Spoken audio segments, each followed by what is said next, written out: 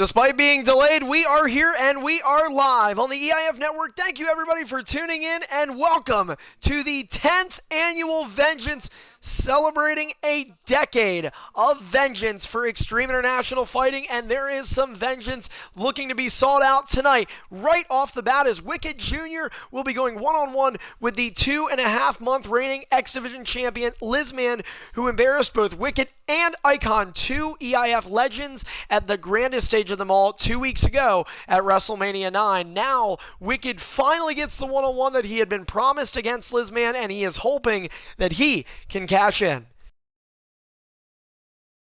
Of course, as always, I am your host, EIF owner Carney. We want to remind everybody tonight that we're not going to be having some of the features we're used to having on some of our more recent pay-per-view broadcasts here on Twitch. Videos, entrances, even the poster are not available for this year's Vengeance, but we want to let everybody know that sometimes when you think of the word Vengeance, it's not always about the talk, it's about what you do. Action speaking louder than words, and I have a feeling this time fists are going to speak louder than words, because we are in for a vengeful night here on the EIF Network. These guys are looking to get right at it. You can see Lizman trying to get right in the grill of Wicked Jr., trying to get him in trouble. And this is something that Lizman does. He plays these mind games. Wicked Jr. is not very happy. And, of course, Wicked was kind of Mr. 2015 if you look around last year when it came to the X Division. And now Lizman has taken that role as the 2016 X Division champion of the year thus far. He has been involved in every X Division title match since 2016 started for EIF, and here on March 19th, he is involved in another. The question is, will it be his last? Will Wicked Jr. be able to reclaim the X Division title? And I think we are about to find out. Don't forget, we will be doing in-ring entrances since we don't have the on the way to the ring introductions. So, all right, the following contest is our opening match of the evening and is scheduled for one fall for the EIF X Division Championship. Introducing the challenger first, standing in the top left corner from Wisconsin, he is Wicked Jr. And his opponent, standing across the ring from him, from Kentucky, he is the current reigning and defending EIF X Division champion.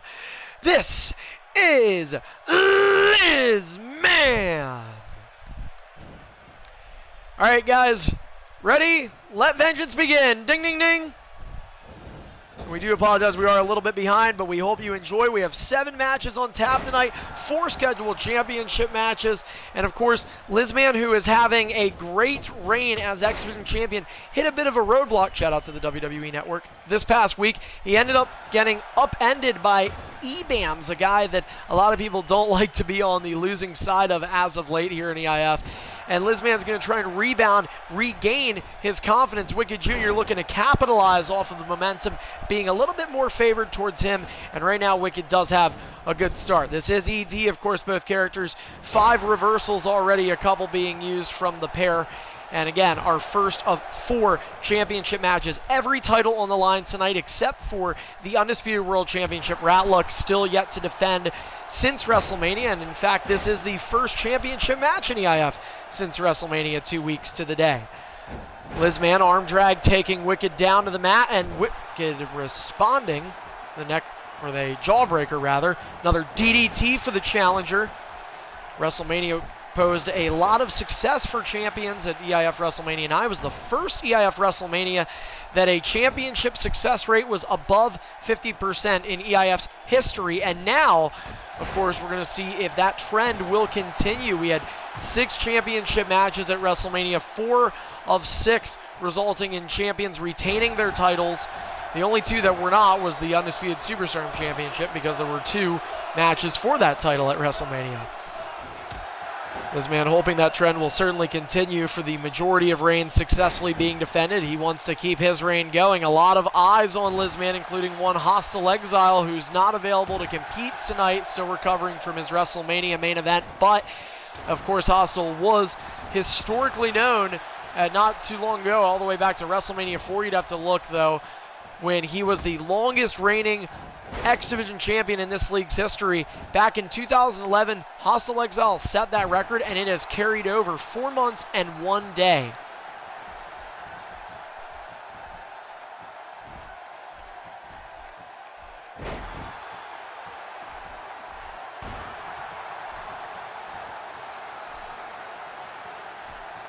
Of course, anything that may or may not be seen by my eye can...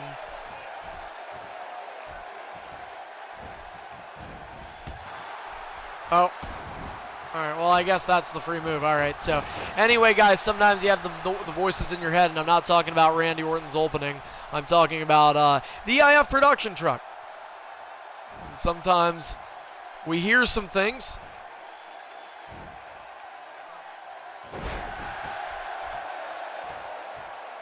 So Wicked Jr. using a banned move, and Lizman was able to take advantage. There's a lot of trash talk coming down here at ringside, and now Wicked Jr. using a reversal. Wicked with a signature. Wicked looking to end the reign of Lizman. Another DDT, this time a little bit of a modification to that, and Wicked has a finisher. We can see a title change in the opening few minutes here. Exciting stuff. And Wicked Jr. again now getting back to his feet. All right, Lizman should get a signature for this. Nice Hurricane Rana from Lizman. For the X Division, notice a very grounded match thus far. These two have not really went through the air to do too many attacks. And Wicked Jr. now, both men out of reversals, and Lizman taking advantage. Oh, this could not be good for Wicked Jr. Lizman, signature, Osaka Street Cutter. And now Wicked Jr. without reversals. Lizman with plenty of momentum and the X Division champion. What's he doing? Wicked off the rope. The Pele! Lizman, the champion, with the Pele and the pinfall in the center of the ring. 1, 2, and Wicked Jr. powering out at 2. Lizman looking to retain his title. Wicked saying not so easy.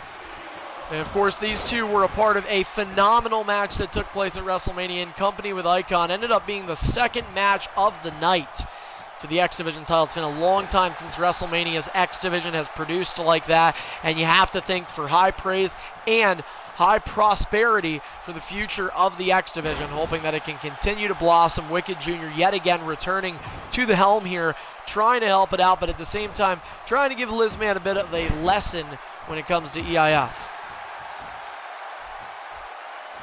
So Lizman picking up Wicked Jr. And again, Lizman trying to make Wicked feel pretty pale about his chances here. Pale of Justice connects. Lizman doing a little bit better in this match than Wicked, although Wicked has had a fair share of offense, but Wicked has to be careful right now, just given the fact that he knows Lizman can't win the match with the signature. He just has gained a signature, but Wicked gets an opportunity to gain some of those reversals back too, and now Lizman just kind of walking around here. He sees Wicked make some movement. That's fair. Lizman stalking the challenger, and now Wicked Jr. using a reversal. Wicked Jr. with a headlock. And Wicked having that finisher. Oh, Lizman! Oh, Lizman using that reversal, and that costs you 2. People know about that in EIF, so you can't really call it. And now Wicked Jr. with a signature, and now Wicked with 2 finishers. Lizman is out of reversals. But Wicked doesn't have the stamina. Oh, he got it. Oh, I don't know. That's going to be close. That's going to be reviewed. That could be reviewed. I don't know. Wicked's going to go for the pin, I guess. Oh, yeah, that is true. All right, clean. 1, 2. It was very close to breaking the seconds rule, but as Wicked had pointed out, Lizman was out of reversals. Lizman able to get out of that pinfall, and is a 1-1 finisher count for our X Division opener here at the 10th Annual Vengeance live on the EIF Network. Lizman trying to get up, and now Wicked showing that suffocating pressure on top of Lizman, and that's what you got to do. You got to stay on top of your opponent here. Lizman uses a reversal on a stomp. Sometimes you have to question the ethics. Wicked about to get his second reversal back, and he does. You really have to look back at when Lizman trying to reverse that side slam. That's really something that a lot of superstars try to stay away from. Nothing wrong about it in terms of Wicked attempting to use that move, but Lizman uses that reversal. That actually costs you 2 reversals for any mid-move animated reversal there. And that was Wicked Jr.'s first of 3 ring escapes. He did not use a reversal. Both men with 1 finisher. And Lizman now picking up Wicked Jr. Wicked's going to have to be careful. A little bit of a jab. Wicked uses a reversal. Oh! He hit the fucking ref! And Lizman got his finisher reversed. But Lizman responds with a spinning heel kick. And now, look at Wicked. He's out of reversals again. Lizman going to get a signature. If he can roll this off quick, he might be able to get it. But Wicked Jr. with ring escape number 2. You may not have all the flashiness that you're used to having here with EIF. Lizman with his first taunt. You may not have the entrances. You may not have the hype videos, but you have the wrestling, what EIF prides itself off of. Both competitors now down on the outside. I believe so.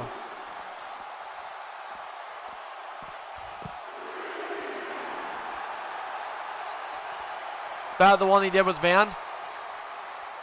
Nah, it's fine. We didn't know. Just 1 free move. All right. Do you guys want to get in the ring and do the free move? So that way nobody gets counted out. All right. Just let him get a grapple, Lizman. All right, guys. As always, Lizman finds a way to break a rule, and he does again. Wicked Jr., to his credit, though, also broke a rule. So the match continues now. Both men getting a strike against them. Watching on the network. How nice. Either way, referee was watching out a little bit. Wicked Jr. with 2 finishers. Does he attempt to act on one?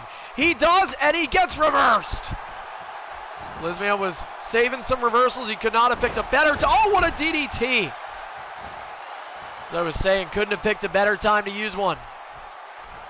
And now, oh, Lizman with a couple of kicks. Oh, right to the nose, and then, oh, he went for the finisher. No, he didn't. No, he did not. He did not go for the finisher.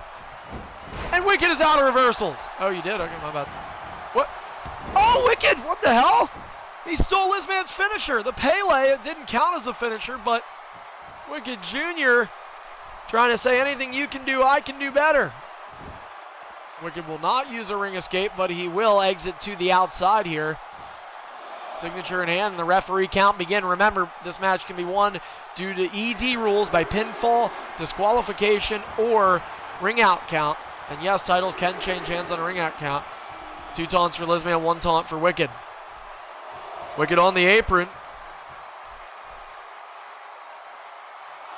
The referee continuing the count. Wicked gonna say, all right, let's wait this out, buddy. Don't forget, we still have 6 more matches tonight, guys. Don't forget, that was actually the count of 6. Wicked can't get disqualified here. Wicked has got to be careful. Referee trying to talk him down, and now Wicked finally re-entering the ring, and he's going to go right back out. This man not trying to play any waiting games, and Wicked knows perhaps Wicked has some strategy behind this.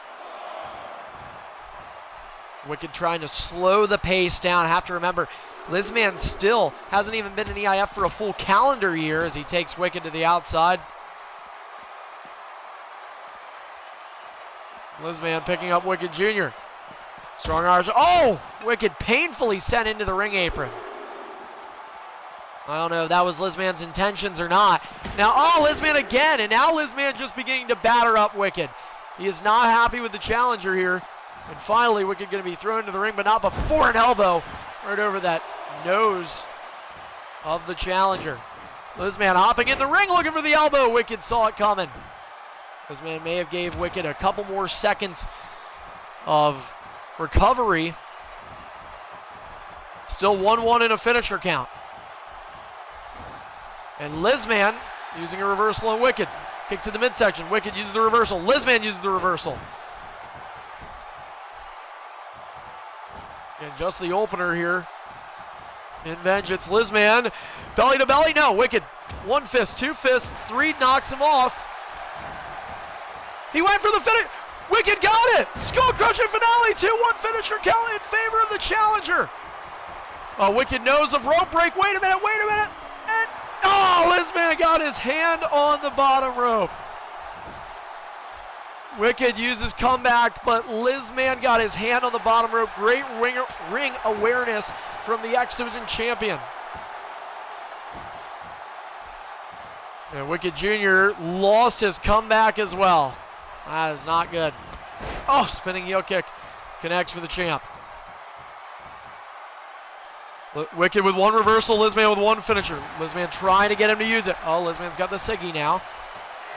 And he went for the signature. Wicked, smart move to allow it. Osaka Street Cutter connects.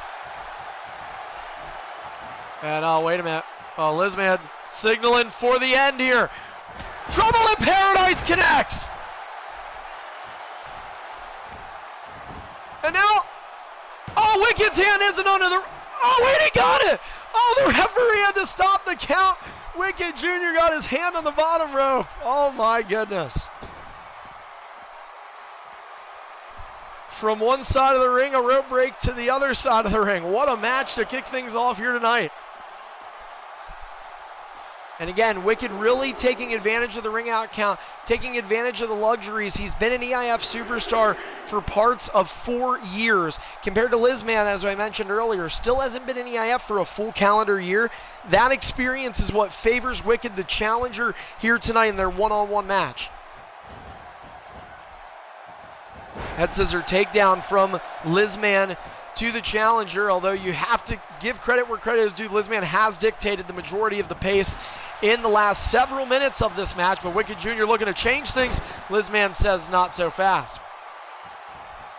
And now Lizman with a finisher. Does he attempt to strike? He does not. Blue Thunderbomb connects though. One thing that Lizman's really done a great job of in this match is keeping away with the reversals. Again, doing a little bit of stalling there. He gets Wicked thinking, and Wicked getting his signature reversed. Wicked has gambled once and he's gambled twice, and now out of reversals, I believe down to just one ring escape. And Lizman, very smart, dragging Wicked away. But look, Lizman doesn't have the stamina for it. Lizman does not have the stamina to hit a finisher. That's important. But he might be getting it now, and he is waking up Wicked. But look, Wicked has his reversal back. Wicked has to use it. And Lizman was hoping he would probably do it right there. Wicked, turn around. We know what's coming here, Lizman. Getting ready for it. And Wicked reversed it. Wicked was ready for the Pele. Maybe on a fellow rookie that would have worked, but Lizman's plot has been seen once, and that is all it took for Wicked Jr. to capitalize. Wicked, finisher! 3-2 finisher count, 3-2 finisher count. Can he get Lizman away from the ropes? He does. The champion is down. 1, 2, and he gets the shoulder up. Unbelievable. Lizman holding on to that reign.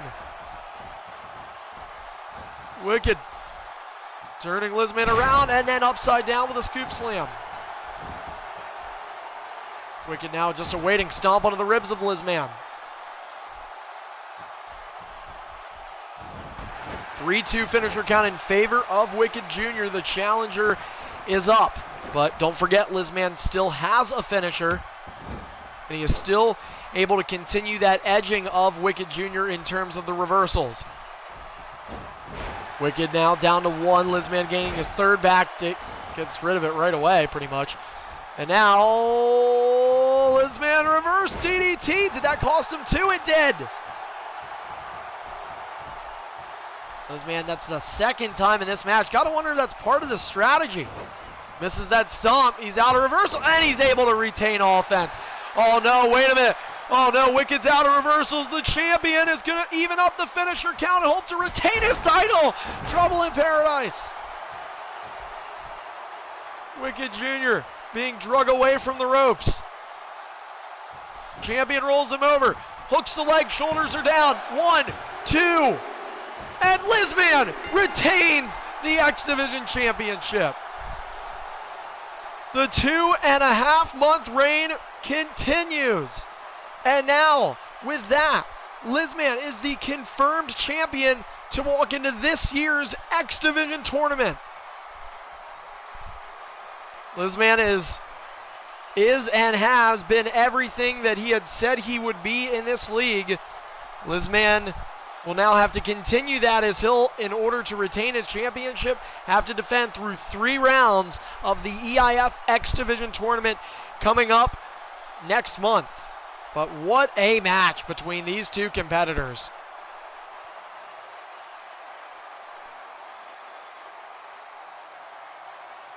Remember, guys, coming up next, although we don't have entrances, we want to let everybody know that up next we are scheduled to have Tyron Hunt versus Neil.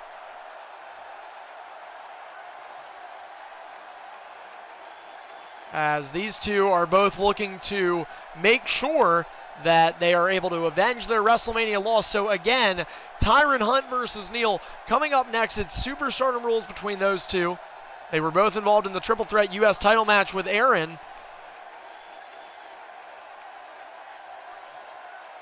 All right, later, Lizman. I was hoping I wouldn't have to bluntly say it, Brutality, since you're in the party, but can you invite those guys? I was trying to kind of, get that point across, but didn't work. Tyron Hunt and Neil.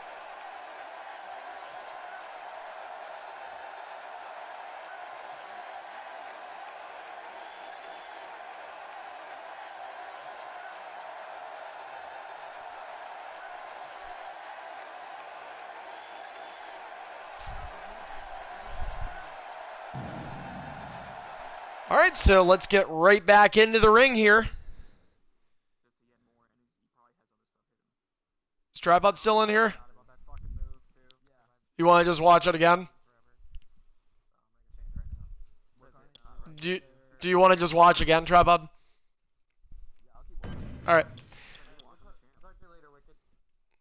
All right, guys, so we are making the next match. Again, this is Tyron Hunt versus Neil. You guys are both on the game, or at least getting on, right?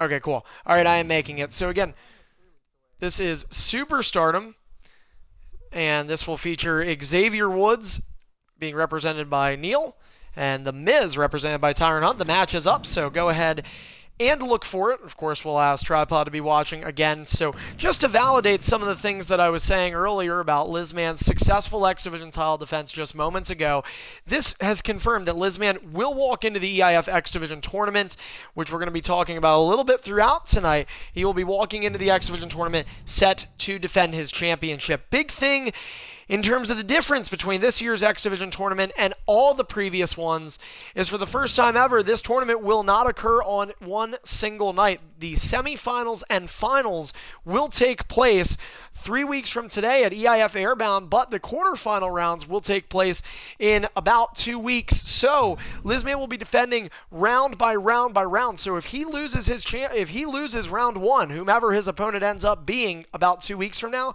Lizman will end up essentially losing the X Division championship. The winner of the tournament, as well as the title, will be crowned in 3 weeks at EIF Airbound.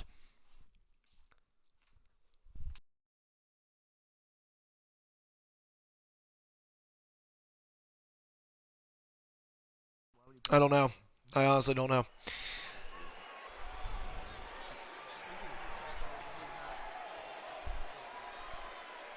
All right, so even though this is not a title match, we will still be doing in-ring entrances because this is a pay-per-view. And if you're just now tuning in, boy, did you miss a hell of an opening match here at the 10th annual EIF Vengeance. So much being celebrated here tonight. Not only is it the first ever pay-per-view that we've made to the 10 mark, that's a big deal in my personal opinion as the owner of this league. I think a lot of superstars take pride in that as well. But about 1 year ago, April 11th to be specific, so obviously my math's off by a few weeks there. But last year, the EIF Network kicked off with this pay-per-view, the 9th annual EIF Vengeance, as the inaugural broadcast for the EIF Network. And obviously since then, thanks to you, the viewers, and the superstars, we've gained thousands of views on our channel and hundreds of followers, as well as other forms of support. And we can't thank you guys enough, and certainly hope that you'll continue to support us here in today's broadcast as well as future events. All right, the following contest is scheduled for one fall. Introducing first in the top left corner, representing Xavier Woods from Philadelphia, Pennsylvania, this is Neil. And his opponent standing across the ring from him, representing The Miz from Houston, Texas, Tyron Hunt. Ding, ding, ding. Same rules apply as the last match, and these two, the last time they were in a match together was just this week, but the last time they were in a pay-per-view match together was 2 weeks ago with Aaron, the current reigning United States champion.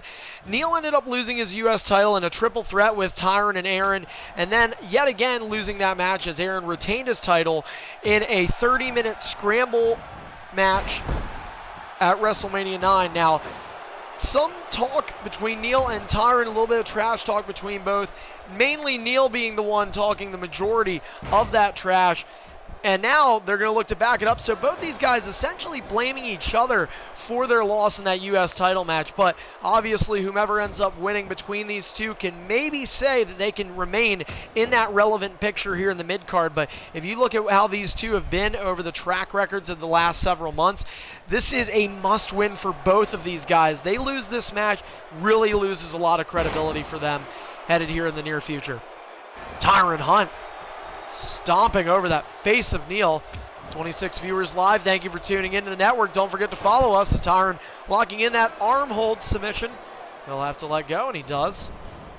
Running, and oh, Neil misses again. Neil really trying to work with the high-flying style of Xavier Woods, and Tyron Hunt is happily taking advantage.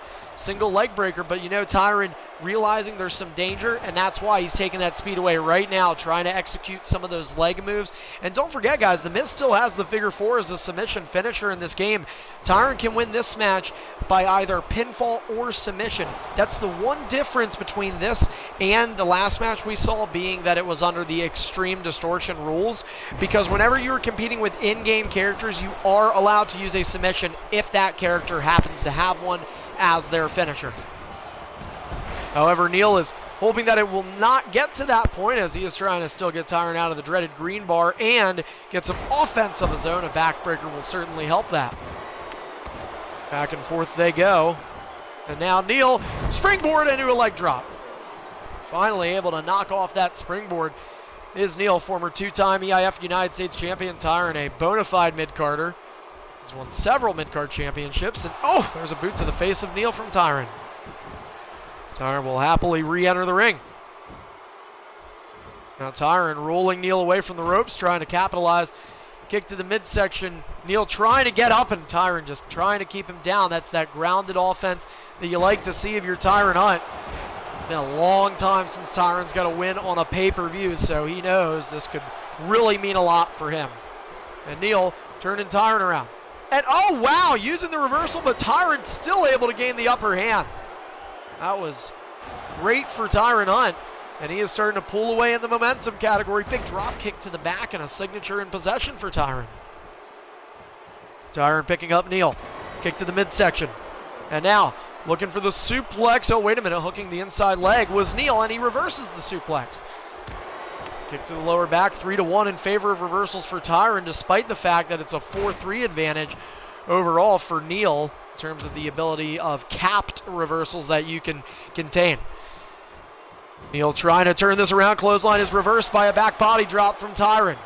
And Neil again drop kick to the back, and you have to think he's got to be patient with these reversals. Tyron Hunt knows that, and I think he's taking advantage. Neckbreaker again. Tyron just not letting up, and finally Neil will use the first of 3 ring escapes, but Tyron got a finisher already. Neil's still stuck at 86%. Well, I'll tell you what, this is a different Tyron than we've seen the last couple of months even. I really think this might be the best performance we've seen him have here in 2016. And now Tyron's going to back out. Look at that. Tyron says we'll play the waiting game, and Neil says not today, but he falls out, and another high-flying move we did not see in the X Division title match, but maybe for good reason, as we're seeing that high-flying style not working out too well here on Vengeance. Tyron yet again getting back into the ring, and now look at this. Tyron with a little bit of arrogance. Count at 4. Tyron not done. I thought Tyron was going to try and win this one by countout. I don't know what he's doing right now. Clothesline stopped by Neil. Neil with a forearm to the face. Clothesline from Neil this time, and he'll re-enter the ring. And now look at this. Now Neil with his first taunt. Second taunt, and you know what? That's got to help him right now because remember, he's trying to climb back into this momentum category, but he just climbed all the way out of the ring for that huge springboard. Or outside dive, I should say. Both men down now, and the ref counting. Got to be careful on the outside in these regular rules match. They simultaneously get up. Tyron and Neil quick to re-enter the ring. And a big measured right hand to the temple and forehead area of Tyron. 3 taunts for Neil. Well, we mentioned Tripod is watching this match, and you know what? Hey, he's kind of showing off some of his tactics from Neil, and Tyron went for the finisher. Tyron went for the finisher. Neil with a reversal, and Tyron, again, somehow, even though Neil is using reversals, Tyron is able to continue to keep his offense. A lot of credit given to him. And these two know just how much it can work for a win. Oh, wait a minute. Tyron reverse drop, or no, crossbody. And it stopped Tyron with a running bulldog. Yet again, another reversal to no avail. Tyron with a kick to the ribs. This is just not Neil's night. Now Tyron doing everything he can. Oh, and again, attacking the ribs. Tyron's got to be feeling confident right now. I'm sure he's proud of himself. Neil with a finisher in hand. Stop, leverage pin. Tyron can win the match. 1, 2. Tyron got him. Tyron got him. Tyron got Neil. I'm not sure if he grabbed the tights or not. I don't know if the referee could see, but Tyron Hunt using a reversal. Neil had a finisher. He wanted to capitalize, but you know what? From the moment the bell rung, Tyron Hunt felt confident about this match. He brought his A game with him, and for that reason, he leaves Vengeance tonight as the victor.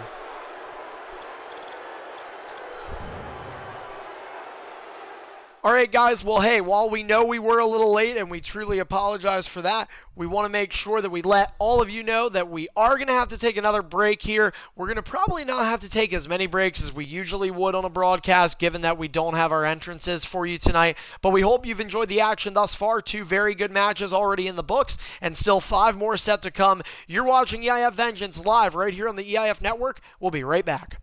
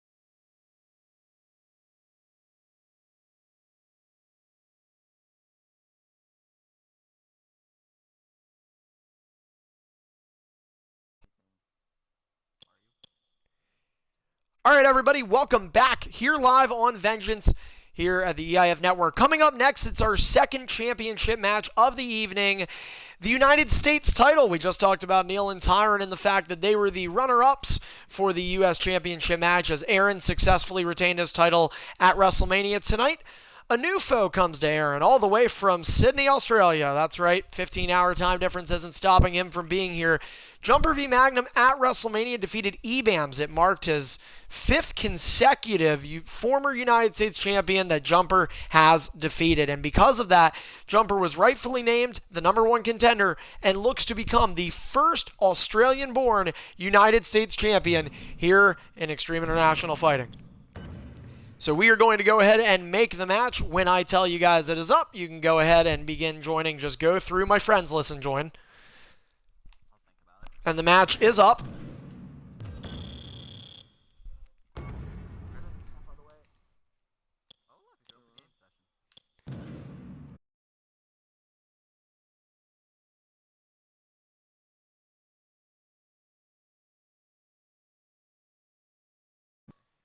Sorry about that, guys. I didn't mean to pause my broadcast. I just realized I did that for a few seconds. So that's my bad, everybody.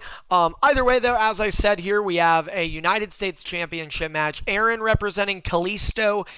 His opponent, the challenger Jumper Magnum, representing Baron Corbin. This is going to be a very tough thing for the challenger to come over. It is a 3-5 reversal differentiation.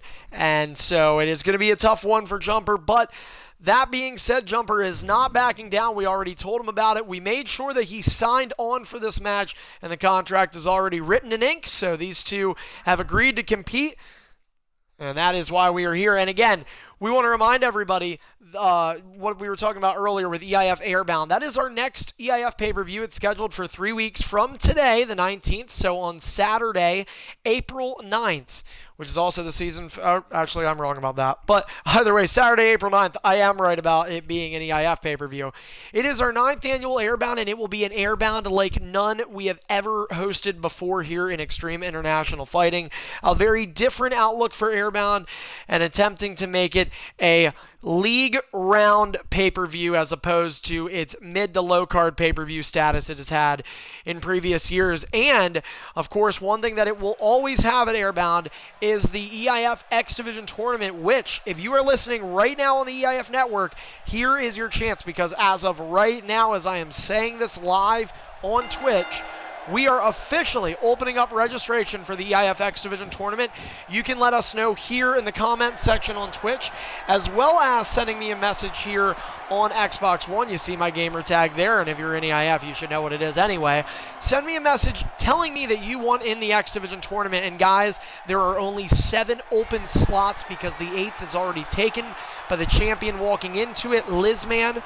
So if you want an opportunity to win the X Division tournament and the X Division Championship, make sure you sign up as soon as possible before it is all full.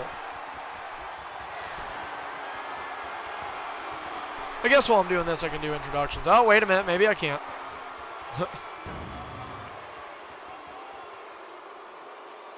All right, so we might have to remake the game. Hopefully, Jumper.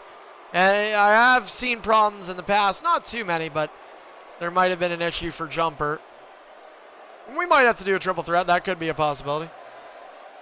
All right, so Jumper did lag out. All right, guys, we have to go ahead and remake the match. So we'll make it a triple threat to be safe. No, you lagged out. Oh, that is true. It did say that too. Yeah, you're right. All right. We'll go ahead and remake it as a triple threat just to be safe. We don't want to take any further precautions. And of course, Jumper Magnum being from Australia, sometimes that connection bandwidth can get a little strict there. So let's go ahead and remake this match. Again, all the rules that applied in our first 2 matches similar here. No weapons. Count out will not be on though for this one, just because I can't make a triple threat with count out. So.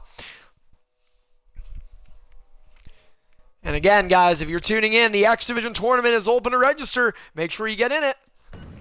You have to send me a message, or you have to let one of our moderators here on Twitch know that you want in, and they will relay that to me.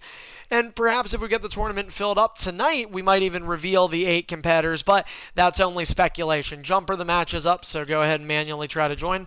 And then I was hoping he would, but I don't know if he did or not. So Jumper, just go to my profile and join.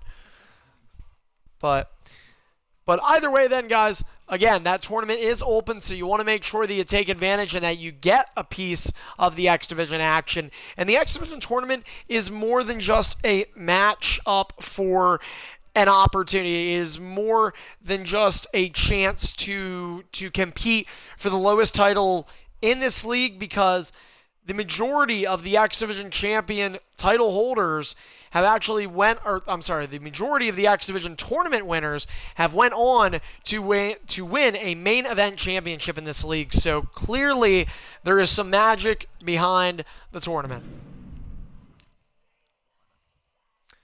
Lord Stephen Rigel will be surveying over this match.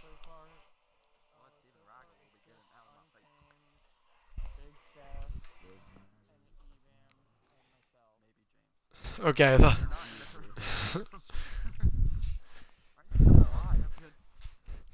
We also want to let everybody know, too, that this year's X Division tournament, we will be having the quarterfinal round take place before the actual Airbound pay-per-view itself. In years past, we had the entire tournament there, but due to it taking up more time for other matches that could potentially involve championships, as well as other important matters in EIF, we are keeping it to just the semifinals as well as the finals for our Airbound pay-per-view. But we will reveal further details, including the start of the X Division tournament, here in the coming days and perhaps weeks. All right, the following contest is scheduled for one fall. This matchup is for the EIF United States Championship. Introducing first the challenger, standing in the bottom right-hand corner. He hails from Australia, representing the Lone Wolf, Baron Corbin, Jumper v. Magnum. And his opponent, opposite standing in the ring from him, from Columbus, Ohio, representing Kalisto. He is the current reigning and defending EIF United States Champion, Aaron Phantom.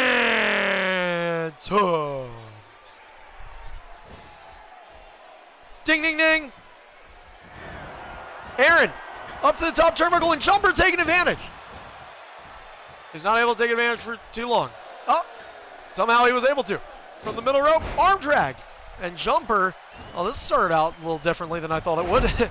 Aaron with a drop kick, and Jumper, I talked to him a little bit before the match, and we talked a little bit about this reversal, the strategies behind it. Jumper said, I'm going to have to play this match very careful. And this is the biggest match in Jumper's brief tenure that he's had with the EIF. Has an opportunity to win a championship. He got a big win at WrestleMania. And he's got the size advantage over here, and that certainly helps him. And now Jumper having to use the first of 3 reversals. Aaron has already used one. Jumper gets him down a couple of notches.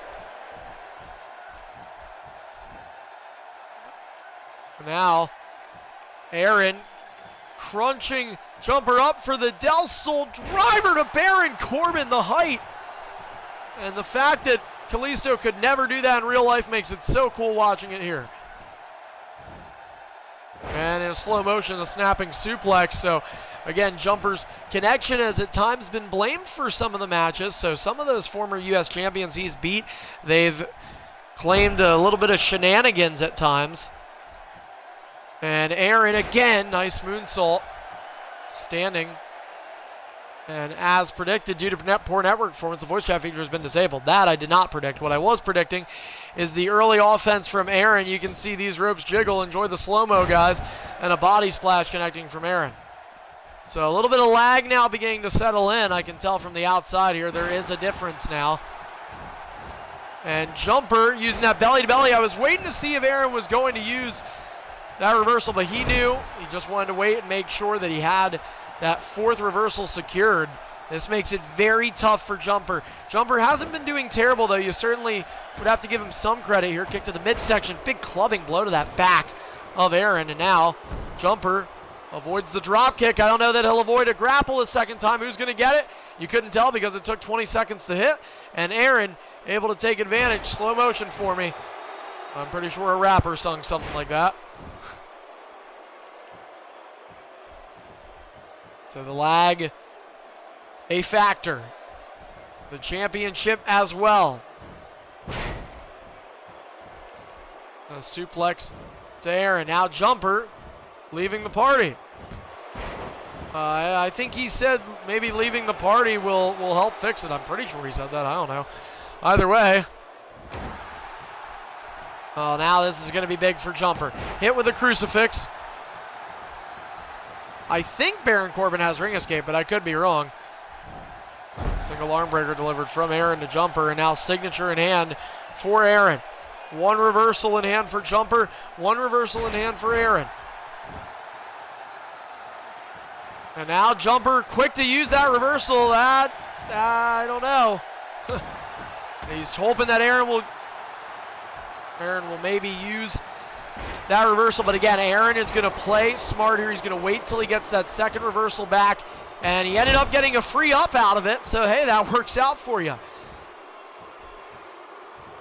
Aaron with plenty of stamina too. Signature from Aaron, but it looks like Jumper is going to get a reversal back in time, so he's got to be careful. Aaron could be looking for the Salida del Sol, and he was trying to get Jumper to use the reversal. Jumper got conned into doing it, and now Jumper's going to head to the outside. And Aaron going to go to the outside. Aaron targeting issues. The triple threats, boy, they are vicious with that. And Jumper going to yet again playing his options wise here is Jumper Magnum. It's on the apron. Aaron tries to grapple. Can't do it. Got a hold. Jumper gets in the ring and takes advantage with a bulldog. Aaron again using reversal and a stomp. Jumper able to backpedal that drop kick. Oh, big clothesline.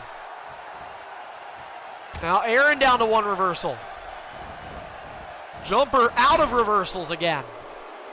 And he's going to yet again back out of the ring. I mean, Jumper has got to play safe.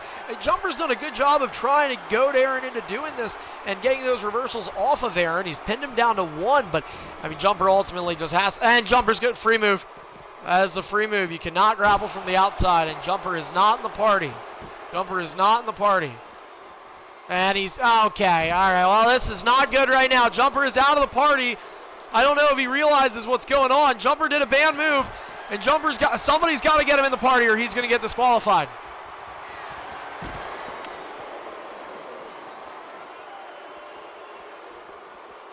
Jumper. Jumper, listen, man. Jumper, listen, man. You cannot. Okay, well, then you hit him with another move, bud.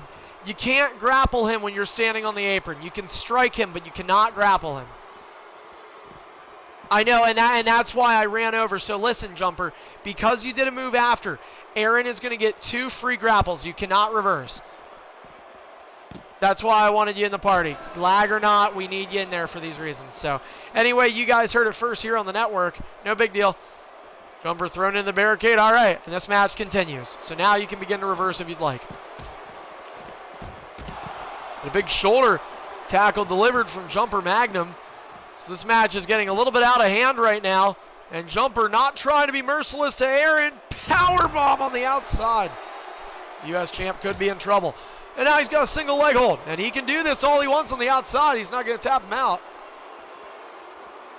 Jumper Magnum trying to be relentless on Aaron right now.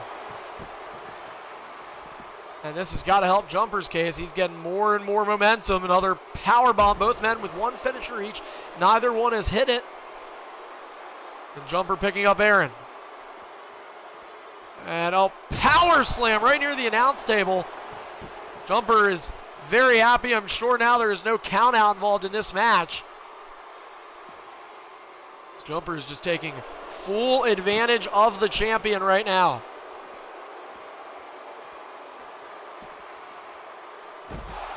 Jumper with that backbreaker delivered. And again, Well, you know what, though? Aaron, I just realized this, and this is so smart for Aaron. Jumper uses his third taunt.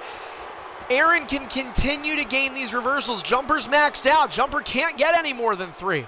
So if you're Aaron, you're in complete comfort right now here on the outside. He ain't going to pin you on the outside. He's not going to tap you out. There's no count out here. And this is a smart move from Aaron. This is a U.S. champion who knows what he's doing. He's experienced in this league. And Jumper, now realizing what is going on, he's going to try and get Aaron in the ring. He's going to try and pin the U.S. champ and win the title. First title change of the night could be upon us. Aaron using recovery ability, but look at Jumper's stamina. This is another positive side for Aaron. Free move. 2 free. You can't wait over 4 seconds to stall. If they start making movement, that's fine. All right, that's 2, Aaron. Okay, all right, you can start reversing now, Jumper. God damn it, Aaron. Hurricane Rana connects. So, second match tonight that we've had a lot of rule breaking going on. It's unfortunate, but it is what it is. As is this. Jumper, signature. 2 finishers in possession for the challenger, but stamina a factor. All right, what is Jumper thinking? I hope he's thinking. Aaron used a reversal, whatever, it's all good. Oh, wait a minute, end of days! End of days! Aaron got hit with the end of days! Jumper Magnum! 1, 2! Jumper won the U.S. title! Jumper won the U.S. championship! You have got to be kidding me!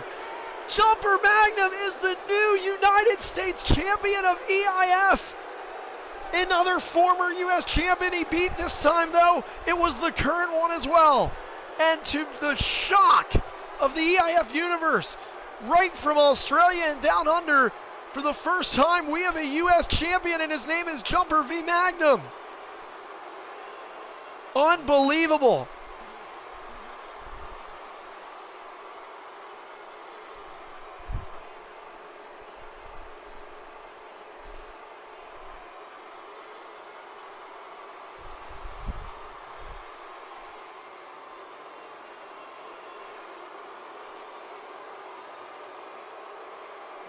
Jumper Magnum with a huge win there.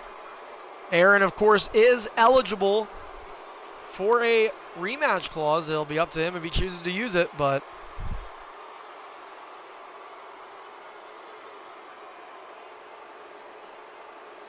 all right, so it is one championship successfully defended, the other one not. So coming up next, so wait a minute, all right. All right, yep, we are going to bring him out. So Untamed Legend is going to be up next. It is the Open Invitational that is being brought back by popular demand. Untamed Legend calling out the locker room at WrestleMania, and Rage Instinct out from the shadows and in ended up coming out, and to even more surprise, Untamed Legend via a Tiger Bomb actually beat Rage Instinct, a former main event champion, multi-time main event champion, and now Untamed is yet again doing it. He's calling the shots and he's calling out the locker room. We're going to see who's going to accept, and I'm just curious for the people that are looking in the party, that are in my Xbox Live party, is there somebody in here that is going to accept the challenge?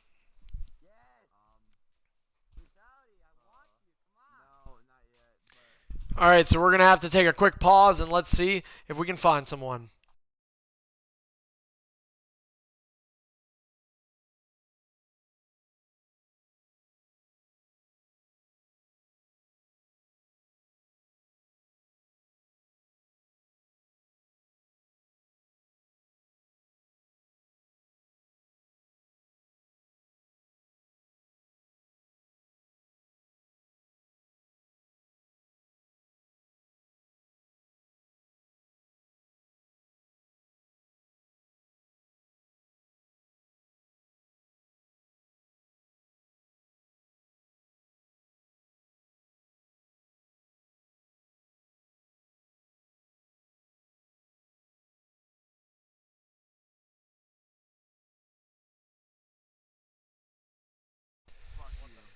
All right, so now Untamed Legends' opponent may not be of legendary status, but it will be someone who wants to be a legend in the making. It's EIF's resident Eugene.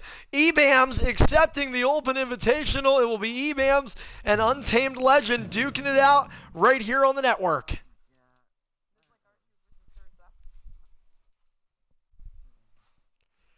All right, and the match is up, so go ahead and join, fellas. In fairness to EBAMS, though, EBAMS struck two pretty big victories this week. No, EBAMS struck two pretty big victories this week. He not only defeated 4 other competitors in an over-the-top rope battle royale, which, by the way, included Beatdown, the current Intercontinental Champion, but then he went on the very next night to defeat Lizman in a non-title matchup against the X Division Champion. So EBAMS really starting to try and regain the reputation he had because, guys, not so long ago, EBAMS was looking like a promising young superstar here in EIF. Hit a couple of roadblocks, shout out to the WWE Network, but he is now in opportunity yet again to regain some pride in a pay-per-view win for EBAMS, who, to his credit, has consistently been at a number of EIF pay-per-views, so for him, that is definitely going to help.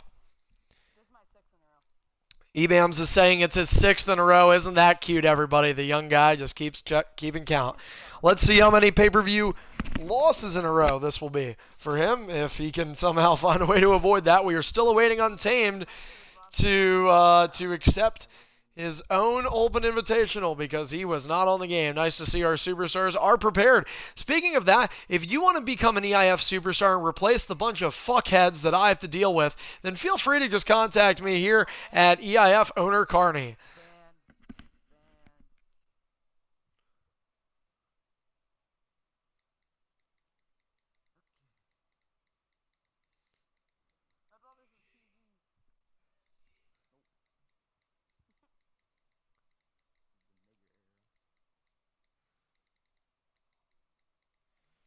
All right, and so we have our competitors ready, and just like Untamed, look, I wasn't ready, but now I am. And so we are going to get set for our 4th match of the evening.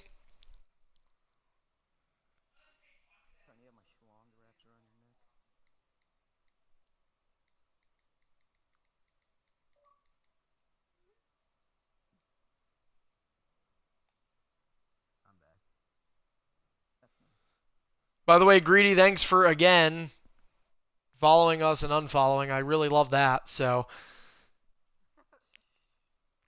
Trying to get attention.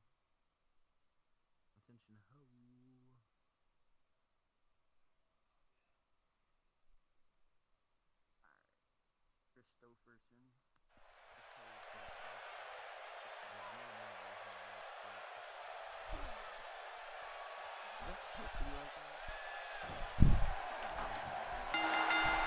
All right, the following contest is scheduled for one fall. Introducing first in the top left corner from your local children's YMCA, he is EBAMS. And introducing his opponent from Glastonbury, Connecticut, Untamed Legend. Ding, ding, ding. All right, so these guys play a little bit of roly-poly-oly around the corners, but now they go and Untamed begins. So both these guys looking for an opportunity, and in fact, Untamed Legend, from what I've been told, is officially registered for the tournament. EBAMS, I'm not sure. Did he? So, all right, so we could actually be watching a future X Division tournament match here. These two have both registered for EIF's X Division tournament, and just so everybody knows, the seeds will be drawn at random, so your bracket and where you are in the tournament will be something that will be determined at a later time once we do have all 8 names confirmed. Another big thing, we're talking about tournaments, and we got to bring it up, is the Battle for Glory All-Stars tournament, the BFG. That's right, for the 5th year in a row, EIF's most popular tournament of the year is back, and it is going to be awesome. 16 superstars competing in series formatted matches. And I'll tell you what, it's always something. There's always something about the BFG that gives us a reason to bring it back. And this year is none less than any other. And so the seeds for the Battle for Glory All-Stars tournament will be revealed, as well as the, basically in doing so, the bracket.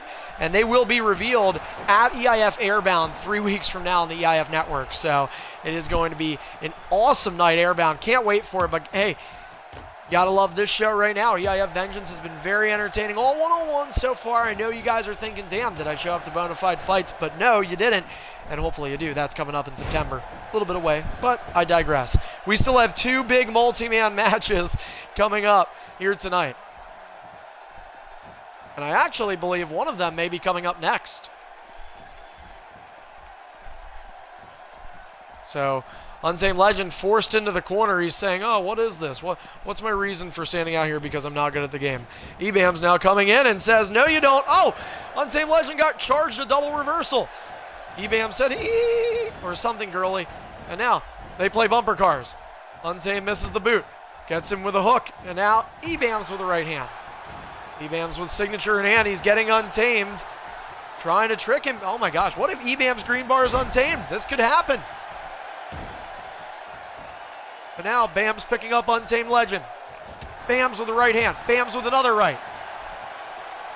Headlock locked in. Untamed's going to have to be careful with how he uses his reversals. Ebam's might be getting a finisher off of this. He does. Ebam's going to be looking to make quick work of Untamed. He's looking to punch his meal ticket in and be done. And Untamed is out of reversals. And Untamed is out of the ring. Oh, Ebam's caught him and Untamed running frantically. This Open Invitational is turning into a bit more of a challenge than Untamed had maybe thought originally. And now they are running around.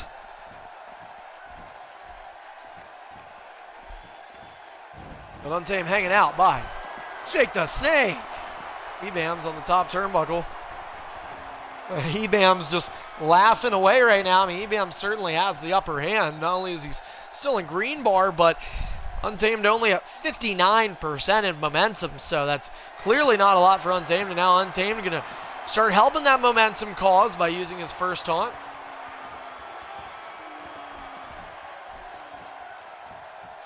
Well, DQ is supposed to be on. Untamed, I will install a count, though, if you want to keep stalling.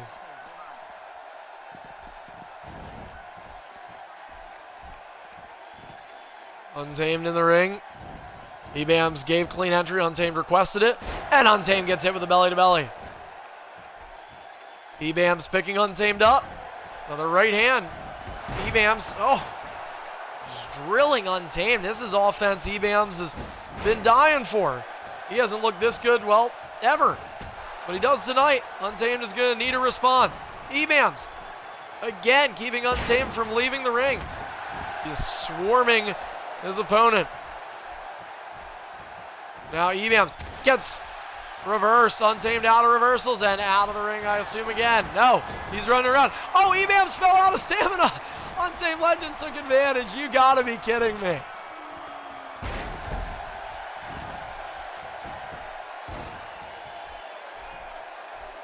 And knee to the face. Ebam's has lost the green bar. How important was that for him? Power slam connects Ebam's. Man, that's stamina. Untamed, I guess Ebam's wasn't meant for the running game. Untamed is used to doing this at school with all those bullies. Right hand connects. Untamed clotheslining, and Ebam's has been eliminated from the Royal Rumble. But he did not get a compete in this year. Ebam's now on the apron. All of a sudden, in what has turned into a pretty slow-paced match, Untamed has found a way to gain the upper hand. And Ebam's using his last reversal to escape the ring, and he got back in. Oh my goodness, what a comeback. Untamed Legend picking up Ebam's. And here it is, the Tiger Bomb for Untamed Legend. 1, 2, and oh no, Ebam's kicked out. Ebam's nearly got beat. Untamed on back-to-back pay-per-view wins, or so he was hoping. We just saw Jumper v Magnum compete. That was the man that defeated Ebam's last pay-per-view just 2 weeks ago at WrestleMania. Now look, Jumper is our U.S. champion. Ebam's picking up Untamed. Couple of knees to the ribs. Make it... Oh no, I thought there was going to be a third one of the ribs. He caught Untamed up high there. But Untamed able to regain the ability, and Untamed will be asked to calm down on that big boot. And free move. Free move. No, I told you to calm down. No, he gets a free strike. So over the third time in 4 matches tonight, rules broken. EBAM's free strike. All right, you guys can continue. There you go. All right. Well, Untamed, despite knowing that EBAMS has 2 finishers in hand, he's trying to take advantage because he knows EBAMS is out of reversals. Not anymore, though. And sit-out scoop slam connects for Untamed. Signature in hand for Untamed, and EBAMS with a ring escape. Not using a reversal this time.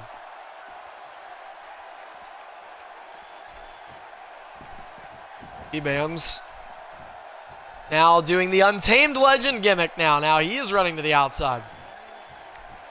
And if you guys can look at the wide camera shot, you can see a couple of people occasionally leaving their seats and getting out. The AI audience, I feel like the Twitch audience is probably thinking the same thing.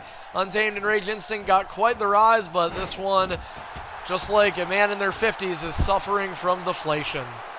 And unfortunately, this time a Viagra is not going to be able to help, but a bro kick will. And now EBAM's looking to strike the victory too, and Untamed get the shoulder up. Untamed to both feet. Oh, bro kick reversed. EBAM's the second time got caught. And now German suplex connects for EBAM's Untamed Legend.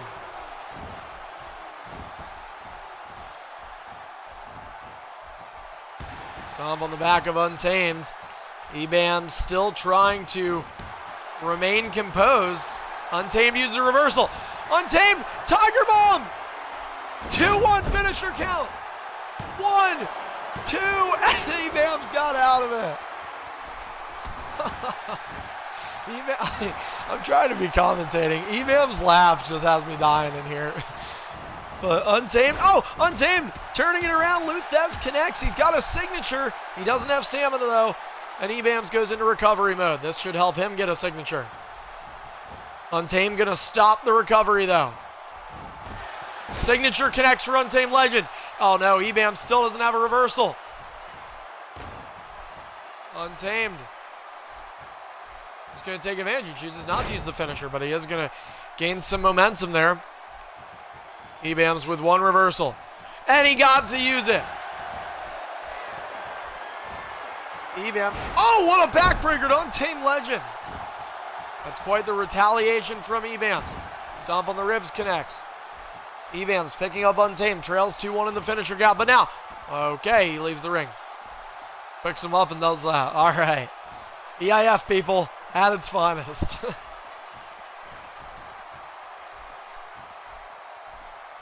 Still have 1 more ED match coming your way tonight. The other 2 are Superstardom, and 2 more championships scheduled to be defended tonight, both the Intercontinental as well as the Undisputed Superstardom Championship in our main event. And so we talked about, you know, the X Division tournament, this potentially being a match, and if you guys are watching right now, you have to think, I hope to fucking God this ends up not being a match. Because these 2 are slower. I'm just going to stop there. You get what I mean. EBAM's walking around after Untamed did it as well. These 2 look like a couple of librarians making people fall asleep. And believe me, there are Z's in the Twitch stream. EBAM's on his 6th consecutive pay-per-view. The fans hope he doesn't make it to 7. Untamed, on the other hand, in back-to-backs.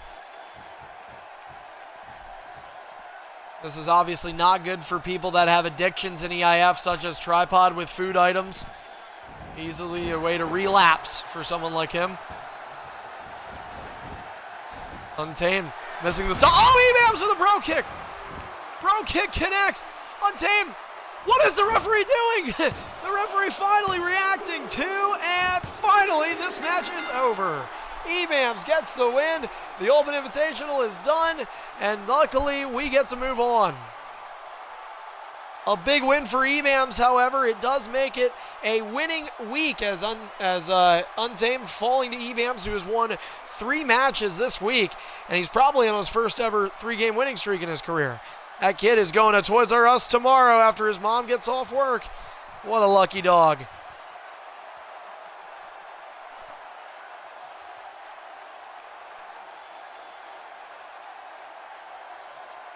And so we are going to take another break here for Vengeance. Coming up next, we are going to enter the Elimination Chamber. We'll be back.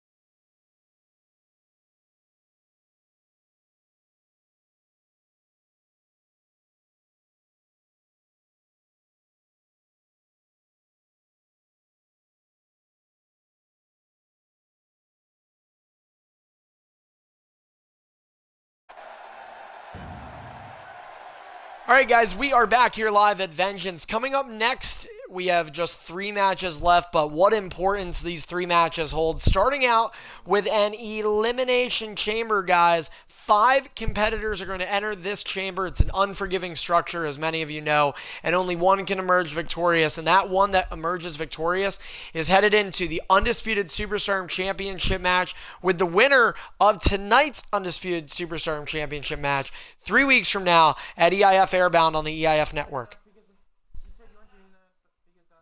But that depends on who wins the match, because for certain superstars, we may be re-evaluating this decision, and that was a shitty save, so don't tell me that.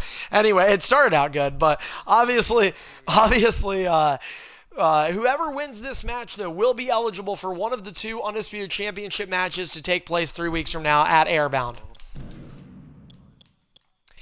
Now, just so everybody knows, this will be a first-come, first-served basis based on what spot you will take in the Elimination Chamber. Just so everybody knows, the match will be made so that these competitors that are in the party right now can join as soon as the match is created, except for NBC Master, who just left the party. We'll make sure we get him back in here. Or somebody will. Or somebody won't listen to me and we'll just keep waiting. But hey, you know what? Don't worry about it. So either way though, I'm not going to make the match until NBC is back in the party, at which point, once he is, we'll go ahead and make it. I will let everybody know when the match is up, and then we will start having people file in, and of course, they will get to pick. their spots. So we were thinking about doing qualifiers, but just due to the lack of time between WrestleMania and Vengeance, that sort of prevented that factor. And Vengeance, of course, has been rushed to some degree in due to the reason of having to reschedule this. It was originally scheduled for next weekend, but from what we understand, a lot of you guys want, or I'm sorry, was it next weekend? No, it was April 2nd.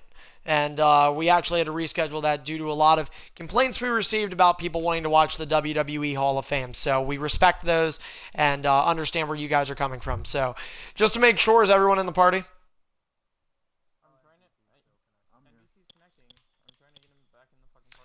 It's NBC having some problems here. It's unfortunate. It's unfortunate, especially when it's on the stream. Somebody trying to do this to us. Why? Leave me alone.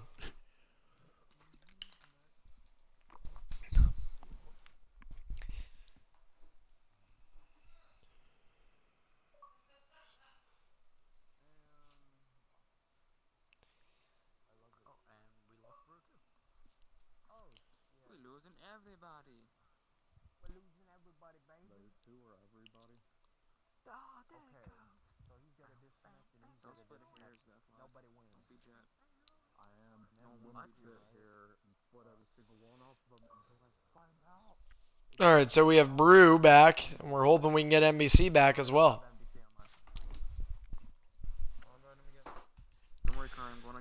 It's a little odd that NBC would not be able to connect. I would certainly imagine if worse came to worse and he could not connect to the party, that we could maybe at least get him in the game. Although I don't know that that could happen either.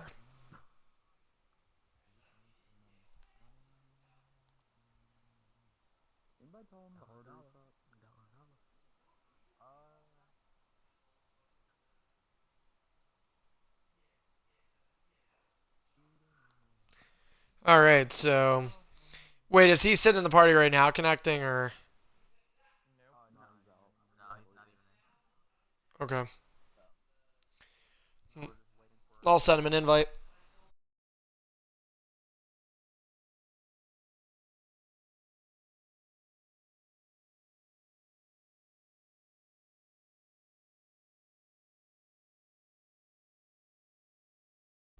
We do apologize for the delay in our broadcast here tonight, but we do want to thank all of those that are tuning in, listening in, and watching, of course, for EIF's 10th Annual Vengeance. It's a big celebration for us, and we're trying to make a great pay-per-view out of the sources we have. Obviously, we do understand that some of you may be a little disappointed about the fact that we are a bit limited tonight in terms of what we have, not necessarily by superstars, but by products, the hype videos, the poster, the panel wasn't a thing tonight. So I am very sorry for those of you, and all we can just ask is that hopefully you guys forgive us. You know, Vengeance was the first ever EIF pay-per-view back in 2007, and there was a lot of stuff we did not have back then. In fact, we couldn't even go to do a six-man such as the one we're trying to do right now, although we don't have success with them in the modern era. They were literally impossible in years past. So just something that, you know, crazy to see not only how far games have came in WWE, which I think can be speculated under whether they've came a long way in terms of progress or decline, but certainly as the league itself, EIF has greatly progressed. And of course, that is due to the just commitment from the superstars, and over the last year, a huge help and commitment from you, the viewers.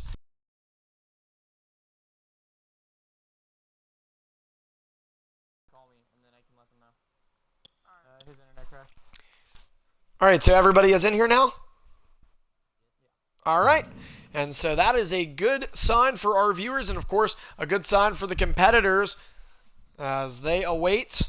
And I will say that the match is now up, so I will be picking the middle spot. Deathlock will be guaranteed to start out number one, so he'll be picking the spot to the right of me, but everybody else, they just want to make sure that they get in here and they can pick whatever spot they want. Obviously, people are going to be looking to eye up that 6-player spot. That's going to get you the last person coming into the chamber. Doesn't sound like a lot of time, but you're going to be 3 minutes fresher than the two guys starting it out. That is going to be crucial, as you can see so far. NBC, you and Deathlock switch, I believe.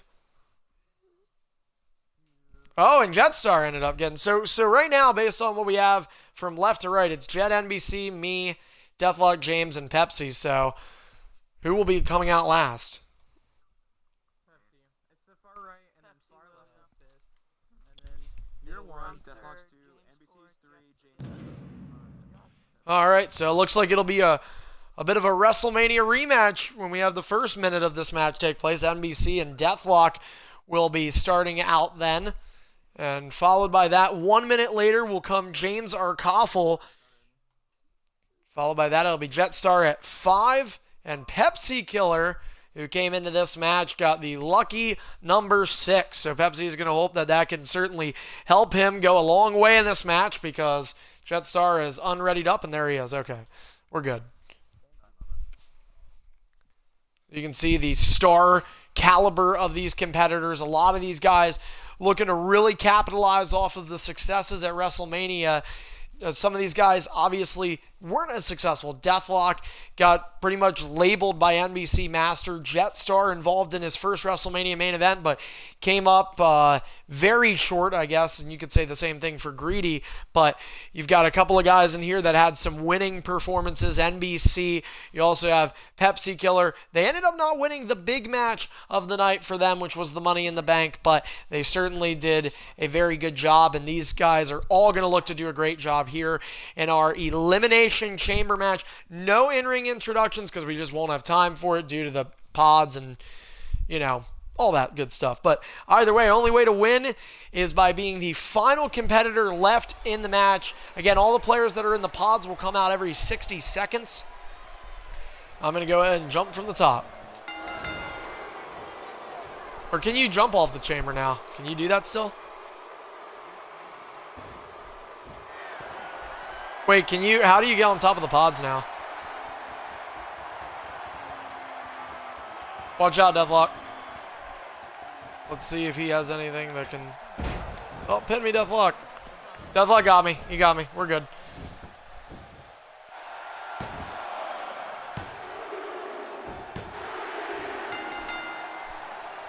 Right, and so again, when this match starts, we will allow NBC to get in the ring. And then we will go ahead and ring the bell.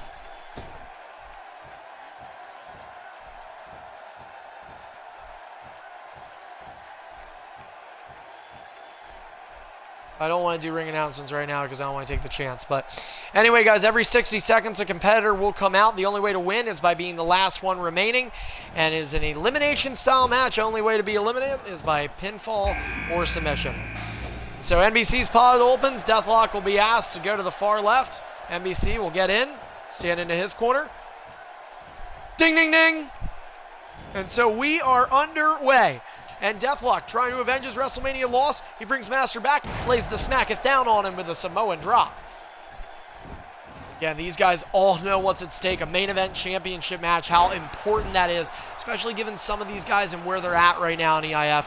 You look at the 2 guys in the ring, I really don't think, even looking at the 3 guys in the pod, I don't think there's one guy you can say in this match that doesn't need this world championship opportunity. All 5 of them need it, and it's that desperation that's going to show the competitiveness we see throughout this contest. NBC Master with a big neck breaker delivered to Deathlock. NBC entering his first EIF Elimination Chamber tonight. And taking Deathlock to Suplex City with him in this steal as he did 2 weeks ago. NBC with one taunt and looking for one big clothesline. Deathlock and NBC getting to work. And now here at number 4, it's James Arkoffel, the C Nation in attendance. One taunt for James. And James is going to stand. NBC Master hit with a facebuster. It's certainly something I don't want to see happen. I will let everybody know you guys will be given warnings for standing outside for too long. I know the pods, the advantage, the advantage of the pod is so that you don't have to come in right away into the match. Not so you can sit outside for 10 minutes. We've seen that happen way too many times in Elimination Chambers, and it makes the match boring, and it pisses everybody off.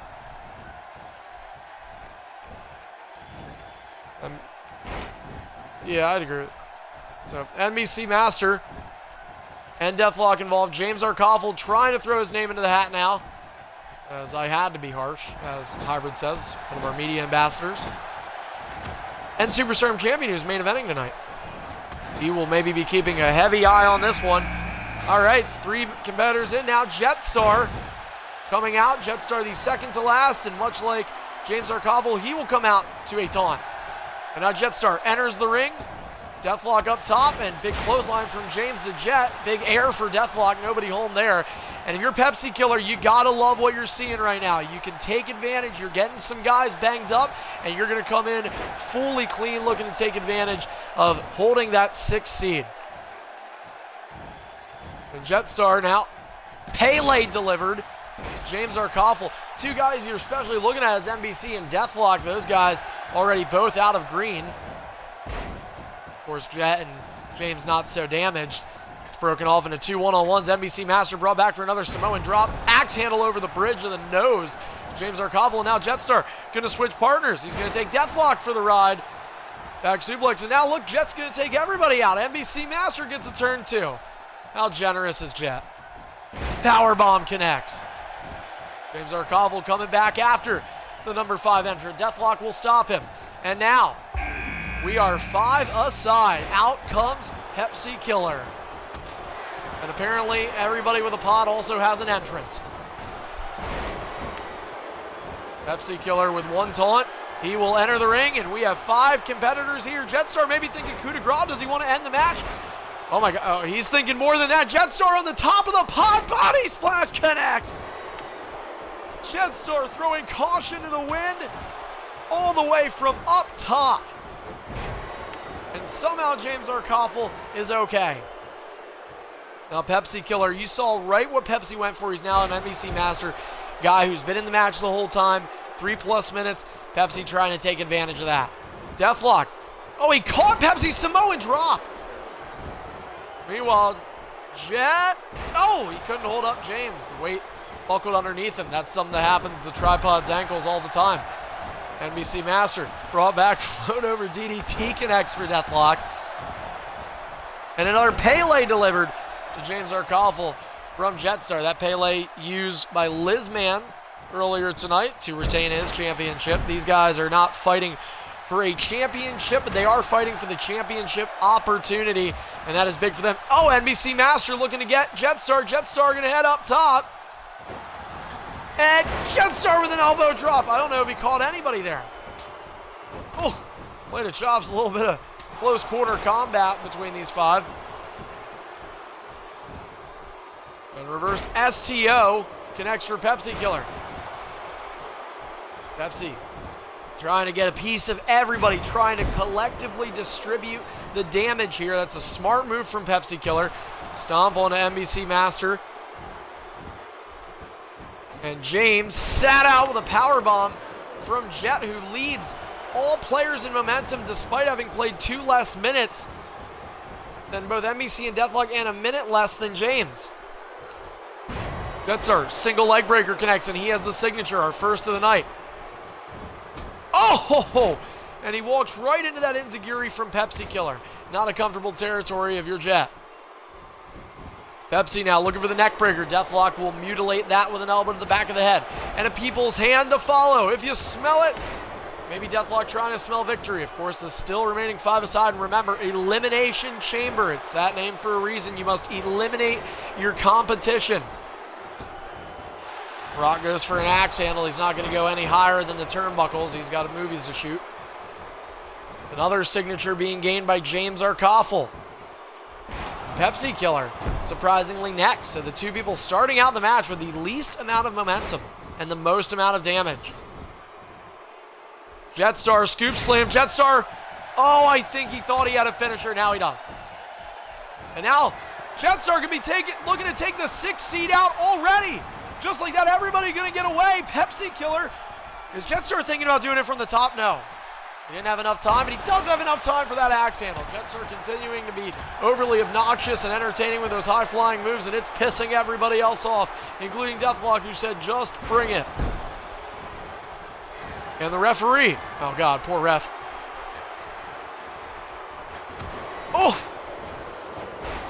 Suplex from NBC. Master gets elbowed in the, I don't know if he got hit in the back of the head or the front of the head. Just awkward animation. Looks like it worked out for Deathlock. Tell you what isn't working, this connection. We're getting a little frightened here. There, that elbow hit him right in the heart. Pepsi Killer trying to get some offense. Deathlock saying no. James Arkoffel is down. And Jetstar, is he going to think about doing it? No. Scoop and a slam. Jetstar's diving antics beginning to wear old, but they're not being reversed. And now NBC Master rolling away. What is Jet thinking? He's going to the top again. Oh my gosh.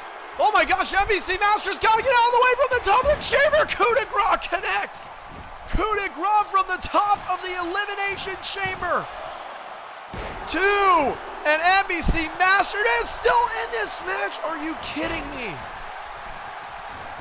Oh my gosh. NBC Master just barely kicking out a coup de grace from what could have been roughly 15, 20 feet in the air. Deathlock with the spine buster. And now the walls of Jericho. Break the walls down. We're going to see Y2J in action a little bit later on this evening. When Hybrid looks to defend his championship, NBC Master, unbelievable. He's going to take a breather now. And he's going to come right the hell back in. DDT connects for Deathlock to NBC Master. James Arkoffel trying to get Pepsi Killer. Not going to work. Pepsi says, I'll do it for you. NBC Master, just still unbelievable resiliency from this kid. Being able to stay in this match and tough it out. Deathlock picking up NBC, who now has a finisher. Master could be looking to take Deathlock back to Suplex City and maybe throw him in an F5 tornado.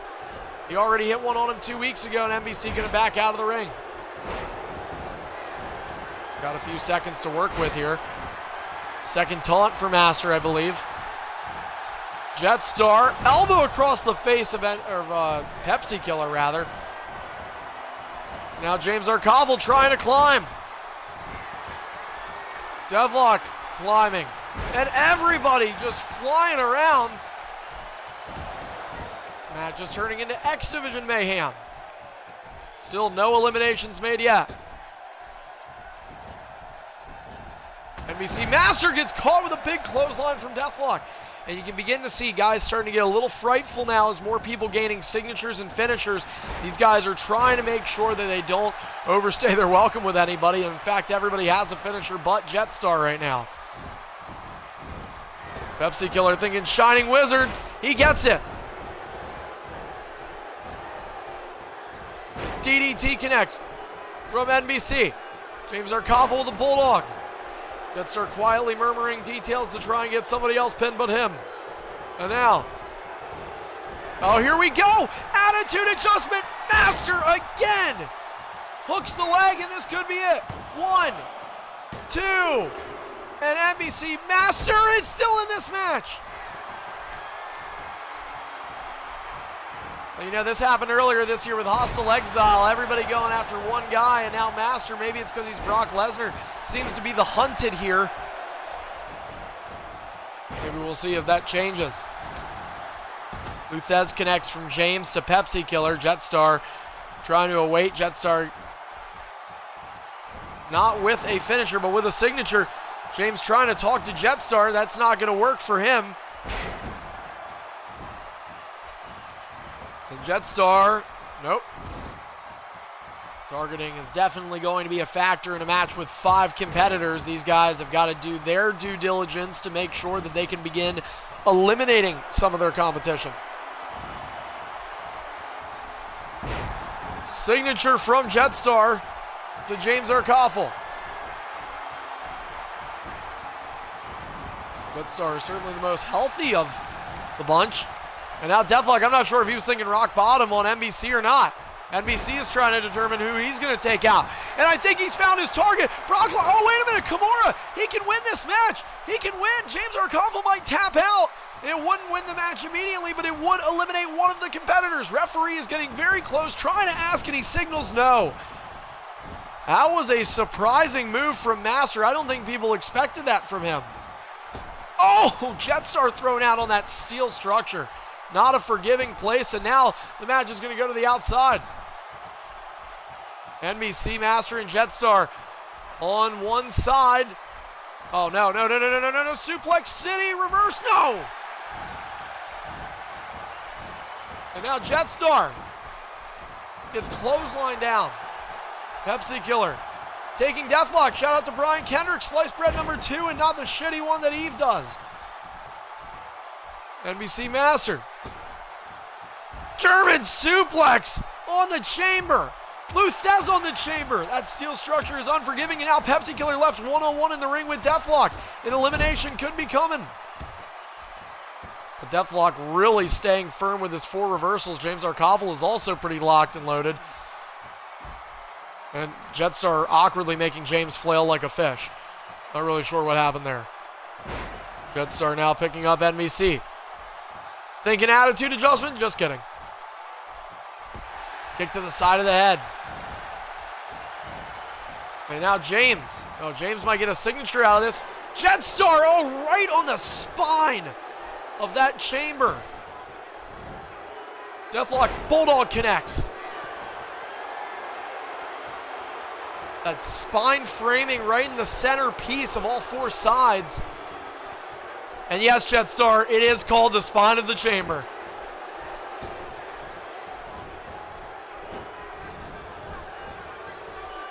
You guys do realize that that really is a thing, right? Like if you watch back when Jim Ross talked about the chamber, he refers to that as the spine. In like one of the first 2 chambers.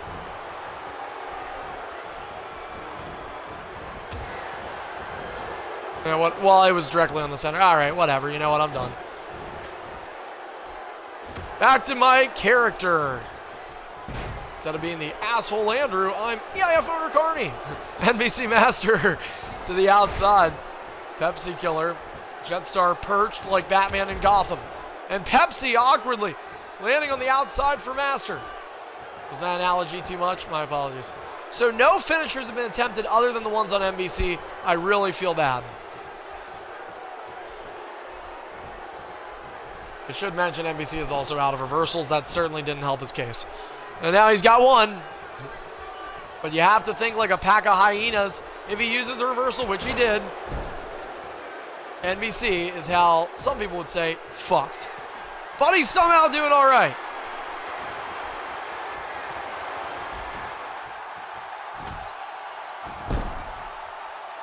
Yes. All right.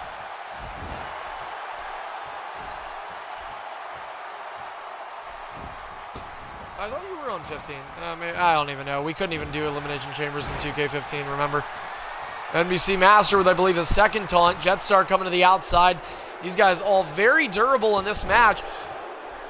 Oh, Master with his third taunt. My apologies. Thanks for your honesty. Now, James picking up Deathlock. Looks for the drop kick. Deathlock. Strong Irish whip. Oh, no. Come back Samoan drop. NBC trying to watch both one-on-ones that are going on. Pele from Jet to Pepsi Killer. And now, Deathlock punched in the crotch from the middle rope. James Arkovel tackles the referee. NBC Master to the outside. NBC climbing. Again, not going to be able to really do anything, so he'll just drop down. And NBC has got to be careful now. Oh, NBC Master, smart move from him. He's able to grapple Deathlock and take him down, and now Master will cleanly enter the ring.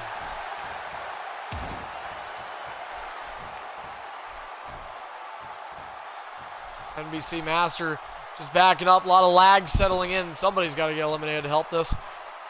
Oh, wait a minute, NBC and Jetstar diving down, Master diving down, and everybody but Deathlock is down, and now James getting up.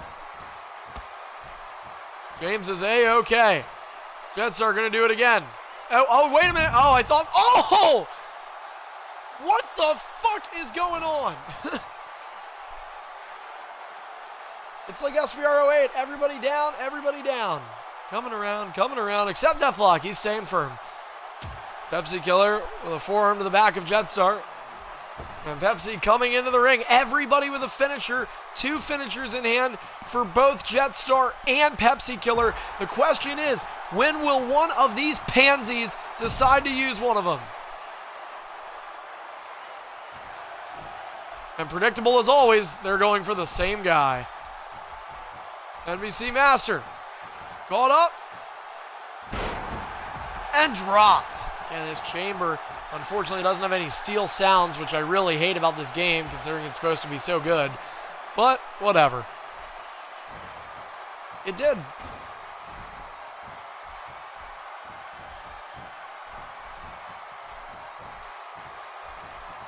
This is why I say it's a give and go process when it comes to the progression of the games, because some things they take out, it's like you didn't even need to. But Deathlock going to go to the outside. He'll take his time out. Get right back in the ring. Pepsi Killer says, I'm just going to walk back and forth and act like we're busy so nobody notices me. NBC Master. Master went for the Kimura.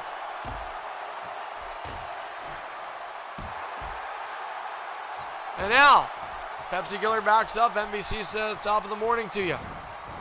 Master goes early and Pepsi Killer takes advantage. Well, when you give him the finisher, you got to take it. Pedigree, no! Big reversal for Master. Deathlock says, you know what? Brocklock! Brocklock on Master! Brocklock on Master! Master with his own finisher!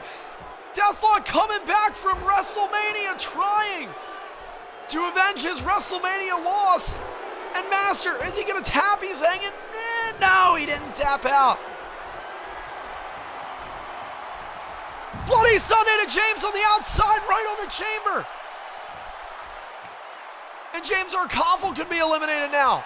1, 2, and James powering out. My God, does that count look slow with lag.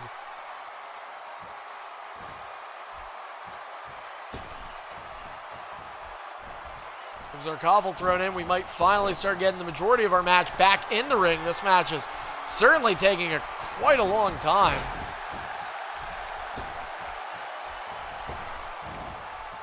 Now James Arkoffel with a Luthaz to Jetstar. Deathlock back and forth. Pepsi Killer. Reverse from Master. Master now on his feet on the outside, and now Master trying to figure out what to do to Pepsi Killer.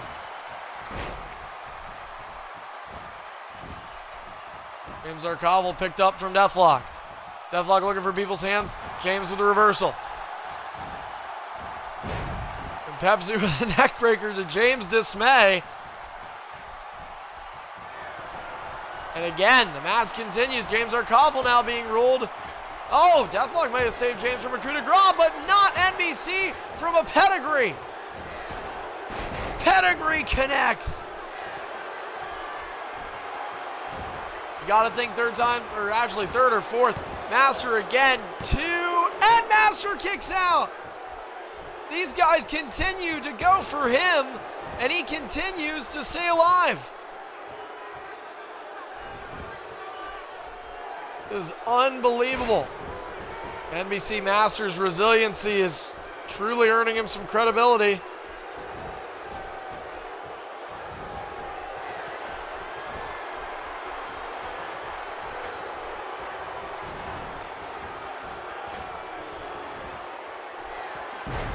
Yeah, I don't know, is there? Oh, wait a minute, NBC's moving, and he got... I really, yeah, it does count, it hit. 1, 2, and Master kicks out again. Guys, you know, normally I, wouldn't call this, but I kind of am. You guys are seriously only hitting Master. There have been 6 finishers hitting this match. 1 on James, 5 on NBC. 5 on NBC. All right, I don't know if you guys, don't like him because he's younger than you or what. Stop, you know. You got... I don't know how he is. He's kicked out of more finishers. It's... Oh my God. Oh my God. Pepsi Killer interrupts NBC's finisher. Apparently the Shield is back.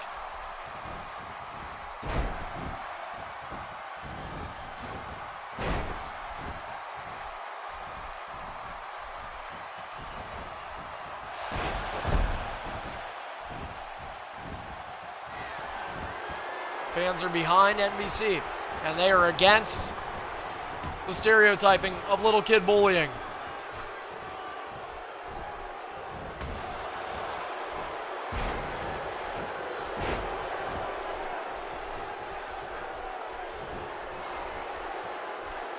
Oh yeah, no, it was 3 for Hassel. It was 3, and then he got pinned. He got hit with the first 3. He got hit with the first 3. NBC got hit with.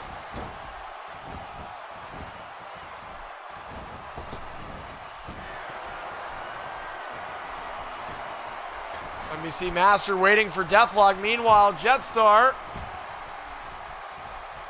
Waiting.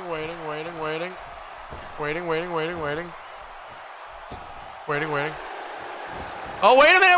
Deathlock came outside, and he used a reversal. Smart move from Deathlock there.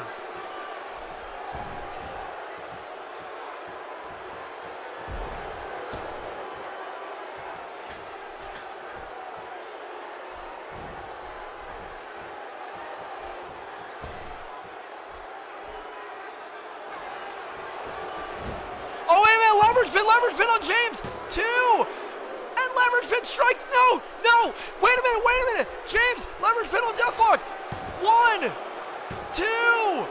Oh, man. This match will not end. And nobody will even get eliminated.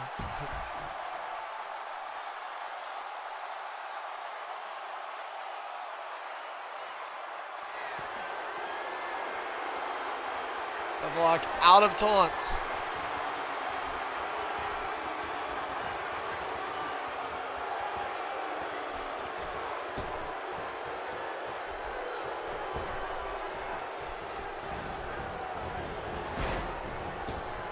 Oh yeah, Jetstar's 15 seconds maybe up. So Deathlock taken down. Oh, Jetstar somehow able to jab James into the. Oh no, wait a minute. NBC Master taking James head first into that pod. Oh. Gotta wonder how long are these guys going to be able to go. And we're scheduled for like pretty much about an hour left in our broadcast, but that might be when this match ends, and there's still 2 more to go. NBC clipped with a knee from Deathlock. Now Pepsi Killer waiting. Oh, Deathlock! What's this? Sharpshooter!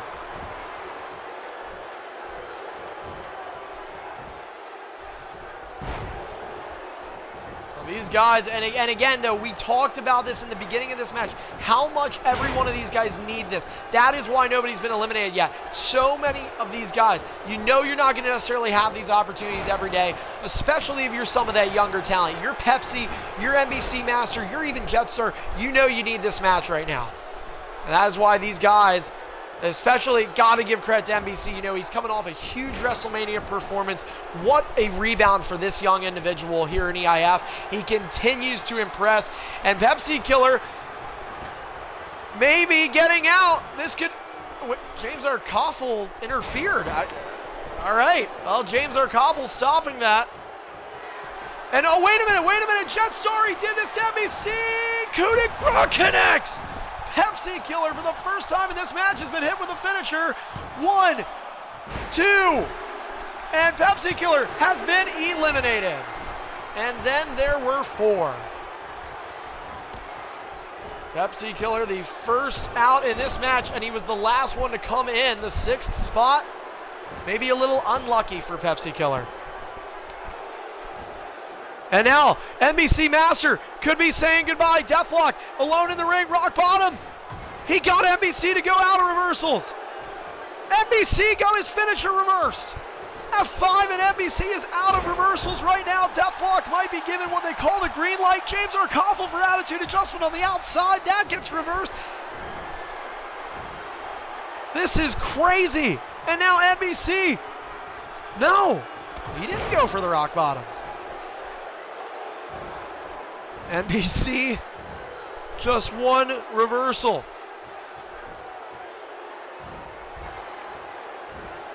Suplex connects. So again, we are now down to a fatal 4-way essentially, picked apart into 2 one-on-ones. James Arcavo going to throw Jetstar in the ring. NBC Master out of reversals again. The Master going to kind of back up a little bit. Master really trying to be careful here.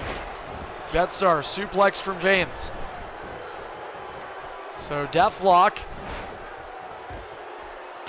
I believe both Deathlock and I want to say Jetstar. I don't think either of them have been hit with finishers. I could be wrong though.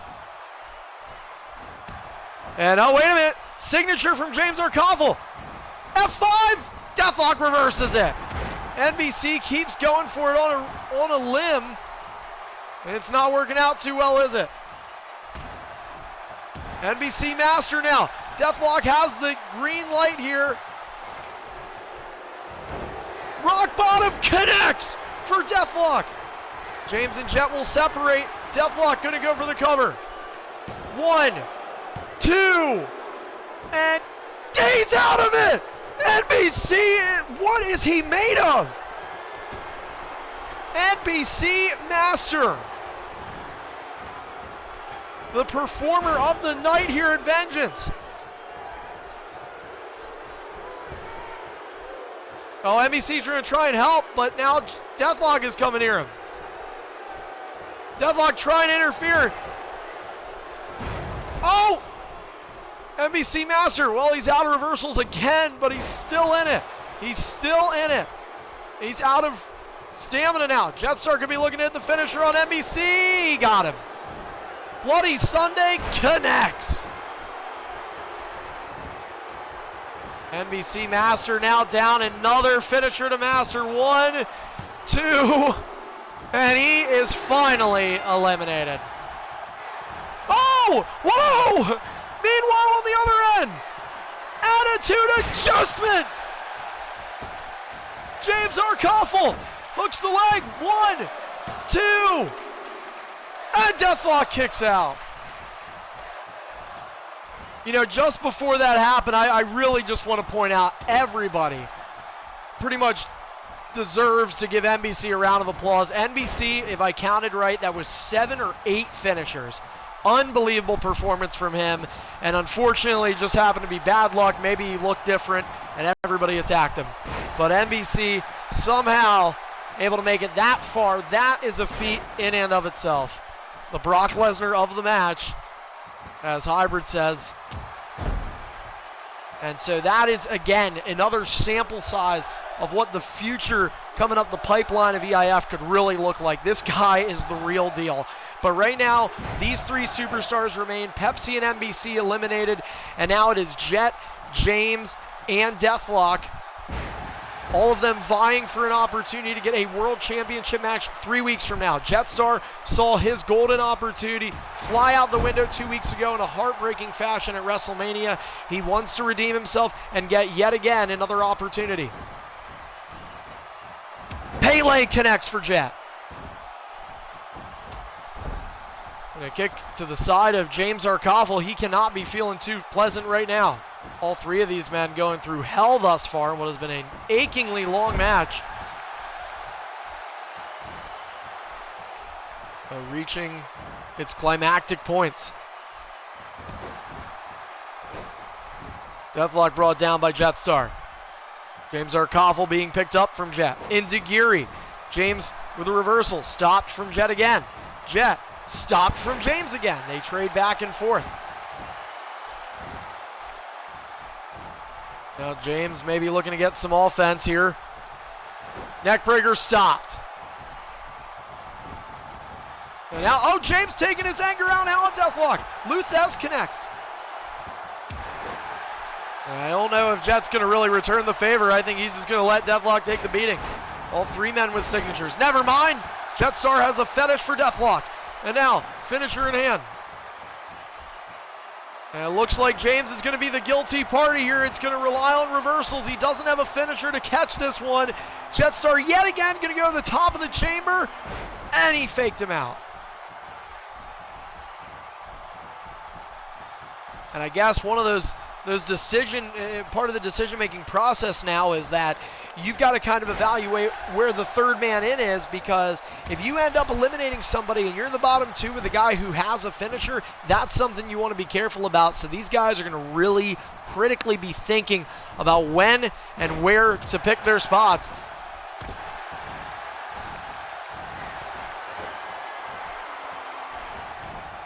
James Arkoffel stopped. And stopping the Bloody Sunday of Jetstar. Jetstar stops the 5-knuckle shuffle into the Bloody Sunday, and this could be it. 1, 2, James Arkoffel kicks out.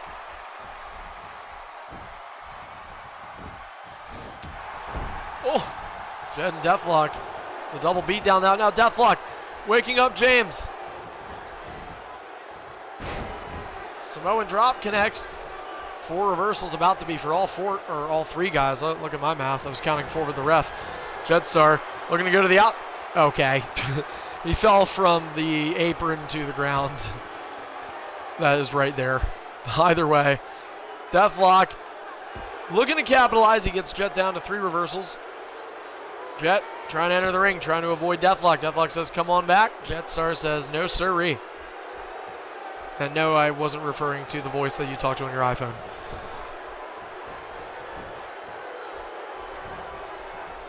I know, but it sounded like it, right? Siri, Surrey, you know. James Arkoffel with a back suplex, now a stomp to the ribs of Deathlock. James Arkoffel with Deathlock up, and Jetstar stops it.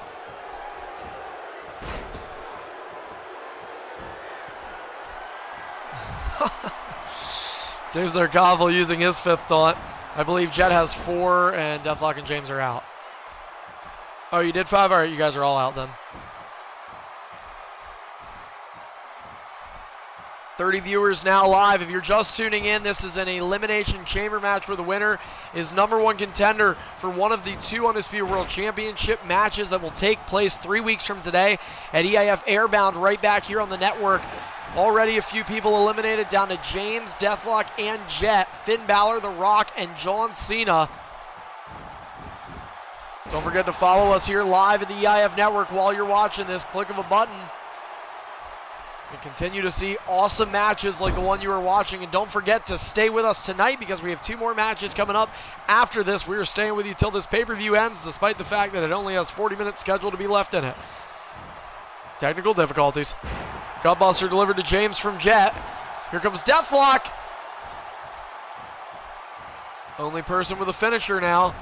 And a clothesline. Jet driven into the corner. These 3 have been going on for a long time, especially Deathlock started this match out. He has been in it since the beginning. And now James Arkoffel, rock bottom reversed. Oh. Oh, and James had it. James had him. James had the attitude adjustment, and now he doesn't have the targeting. And Jetstar able to take advantage. Oh my, James was a split second away from adjusting Deathlock's attitude. Deathlock now up. Jetstar towards the center of the ring. Codebreaker connects.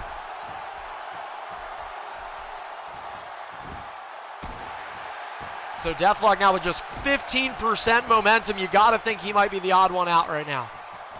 Both men with finishers, other than Deathlock.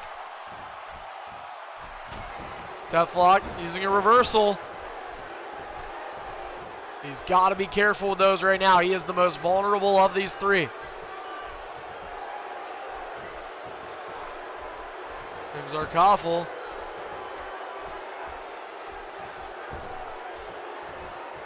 Oh no, Deathlock trying to avoid James Arkoffel. James doesn't want any of it. And now Deathlock trying to avoid them. Jetstar trying to go after Deathlock.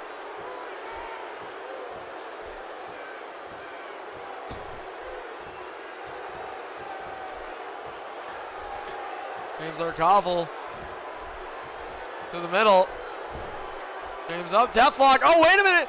Deathlock is down to 1 reversal. I don't know if Jet wants to get in on this right now. James Arkoffel's about to get his 2nd finisher. Elbow drop, and he's got it. That was a Siggy. Oh, that was good. Deathlock did not expect that. But he did expect that, and James is an idiot for trying that. What a fucking moron. Deathlock gets a free one. Even I, a guy who doesn't play the game, would know better than that. Deathlock with a spine buster.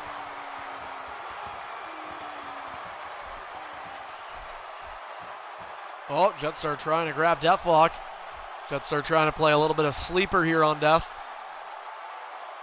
James Arkoffel trying to crawl away. Oh, driven back into the structure here. Elimination Chamber sometimes tends to be a bit of the waiting game, and that's unfortunately what some of you are viewing right now.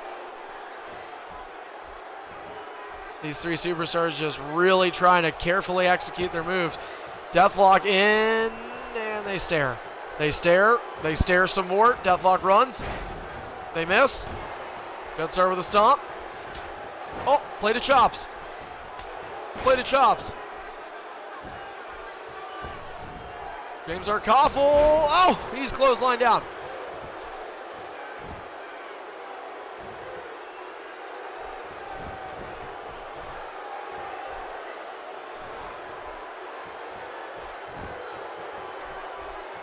Jetstar. Oh my God, what were you thinking?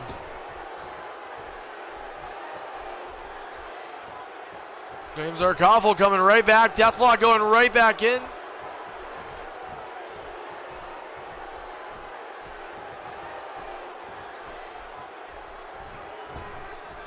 Jetstar and Deathlock.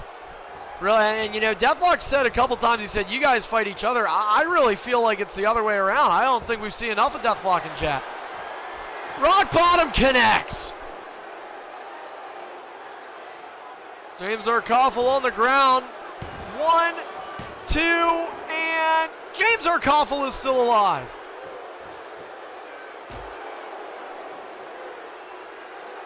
And Deathlock and Jet, I'm not sure if they're friends outside of EIF, but I want to say they are. And because James is different, just like NBC, he's been given this treatment. 5-man matches, there tends to be communication, so sometimes you got to wonder if that's the case. Deathlock and Jet. Signature in hand for Deathlock, and now maybe Deathlock trying to turn the tables.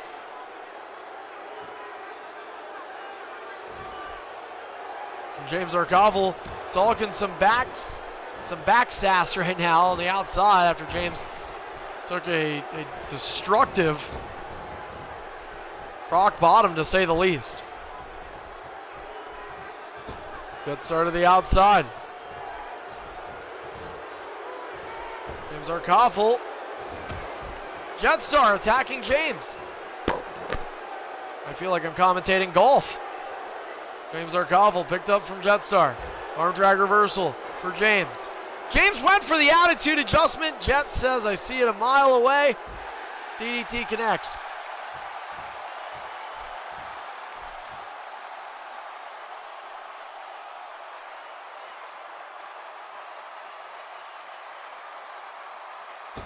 James Arkoffel thrown back into the ring now from Jet.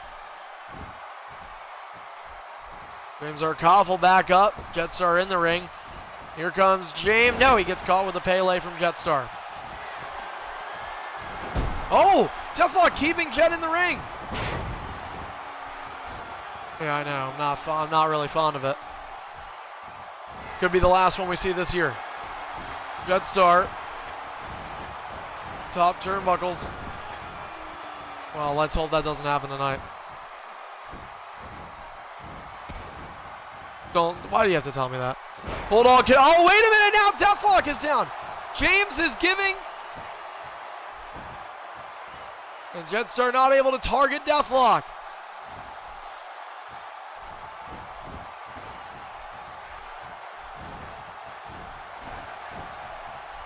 James missing that clothesline wildly. Bulldog connects.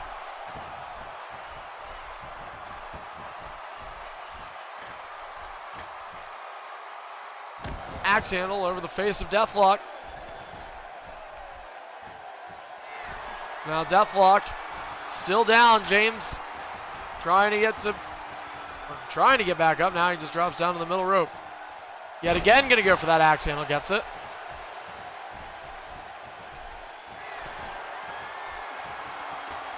James climbing to the top, but Deathlock might be able to stop him in time. No! Wow. I don't know how James got the speed off to get that. Deathlock uses a reversal.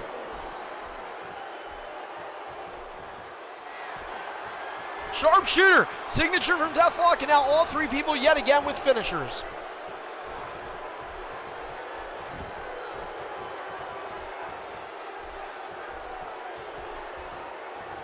You got to think what it does for all these guys, you know.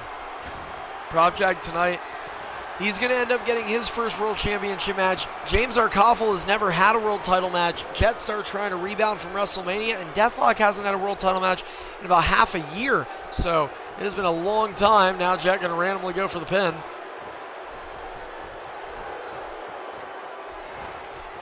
And rock bottom. To James, of course. And now, Deathlock. Hooking the leg. 1, 2, and James kicked out again. The people that have been attacked the most have shown to be the most resilient. Oh, James had Deathlock. Deathlock down to 1.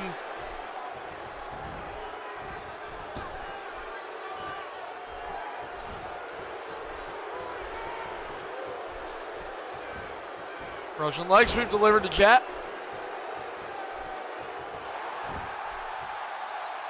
Are you kidding me? James again. James, the worst finisher hitter in EIF history. I am seriously.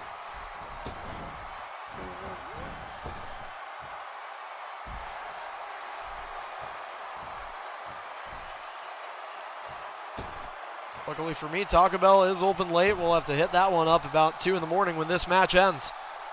And now, DDT reversal for Deathlock.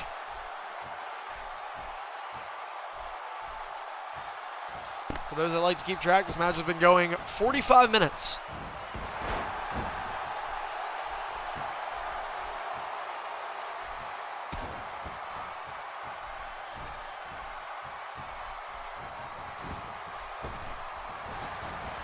And oh, Jet was thinking Bloody Sunday on Deathlock. Trying to turn the tides here. And if you're Jet right now, you're looking at the momentum. You're looking at the stamina. James Arkoffel at 54.9. That's not a favorable position to be in the bottom 2 with. Deathlock, he's got a signature. He's got something to work with. James Arkoffel, of course, trying to do what he can. Hip toss connects to get back into it. James again, another guy who, unlike Deathlock and Jet, we talked about NBC Master earlier. James very similar to that. Just not really given a lot of opportunities. He gets hit with a signature here, but boy is he fighting and having a hell of a performance for himself. Oh, wait a minute. Jetstar finisher.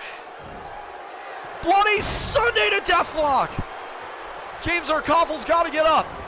This bottom 2 can start any minute now. 1, 2, and Deathlock got the shoulder up. Deathlock kicked out of it. 33 viewers now live. That's a high for the night thus far. Here for the EIF Network. Bulldog connects for James. Does the next Bloody Sunday go to James? No. James misses wildly with that clothesline. Surprisingly, we have had so many viewers for this match. That was actually what surprised me the most. Just given that, you know, either way, though, we are, up to 38. Holy fuck, that jumped. But, all right, either way, James Arkoffel. Jawbreaker delivered to Deathlock. Jetstar. Back suplex delivered to James. Again, if you're just now tuning in, folks, this is a triple threat left in terms of what's left here in our Elimination Chamber match. The winner of this match is going to become the #1 contender for one of the 2 Undisputed World Championships that we have, and they will be defended 3 weeks from today at EIF's 9th annual Airbound right back here on Twitch. Deathlock, I think, was trying for Jetstar, but that did not work. So he got James anyway, and he'll work with what he's got, certainly. Legbreaker delivered to James. Jet. Oh, and Deathlock got Jet.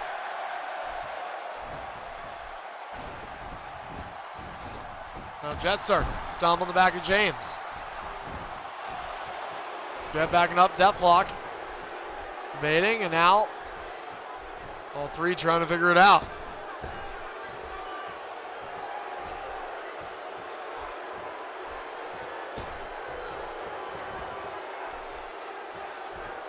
Now Deathlock to the outside, Jetstar watching, and just as soon as all the viewers crammed in, just as soon as they left, because they realized these fucks are like librarians. Oh, wait a minute, leverage pin! Jetstar may not have gotten hit with a finisher, but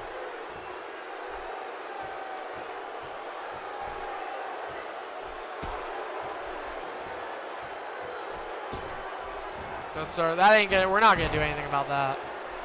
James Arkoffel. 5-knuckle shuffle, and here comes Deathlock looking to interrupt it. Oh, he hit Deathlock. Nice, James. And here's your reward. A rock bottom, I thought. No, attitude adjustment. James, as soon as he gets finishers, he's like a charity donator. He's just wondering who will take him off of him.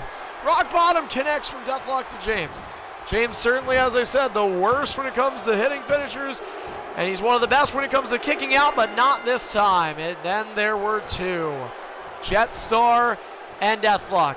They seemed like they were best friends at the very beginning of the match, and that's why they fucked everybody else over. But hey, at least one of them get an opportunity. 42 viewers.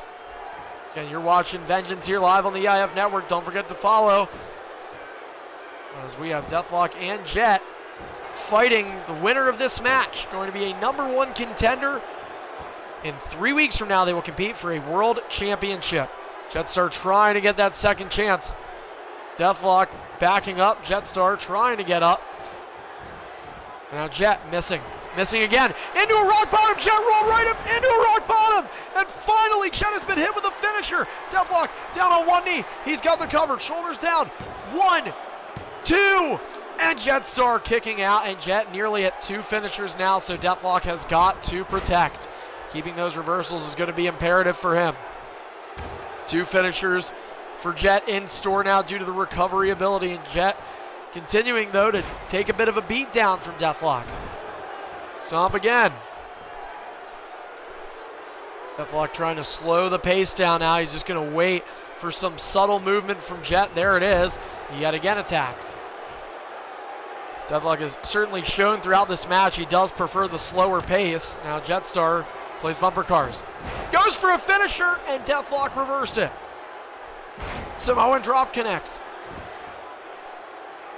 Both these guys exchanging points of offense. Jetstar with a reversal. Deathlock running now. Float over DDT connects. This could might as well have been our main event, folks. This is practically about expected to end right around the time you'd end a pay-per-view. We still have 2 matches to go, and one of them is a 4-man. That's going to take fucking forever.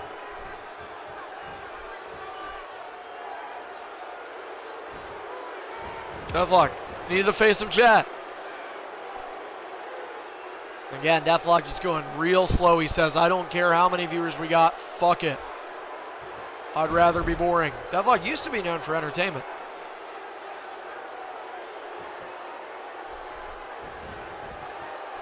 That you didn't want to do until tonight. And now, abdominal stretch, let go. Jetstar backs up, down to 1 reversal is Jet. 3, nearly 4 for Deathlock the way he's going right now. Jet has got to be careful. Oh, leverage pin! That was a manual one, though, so that's a free move. That is a free move. That is a free move. Free grapple. Yep, free grapple, free grapple. We have a manual leverage pin, not what Deathlock was hoping for. And now he's given the offense back to Jet at a very important time for Jetstar, given the fact that he is lacking on reversals.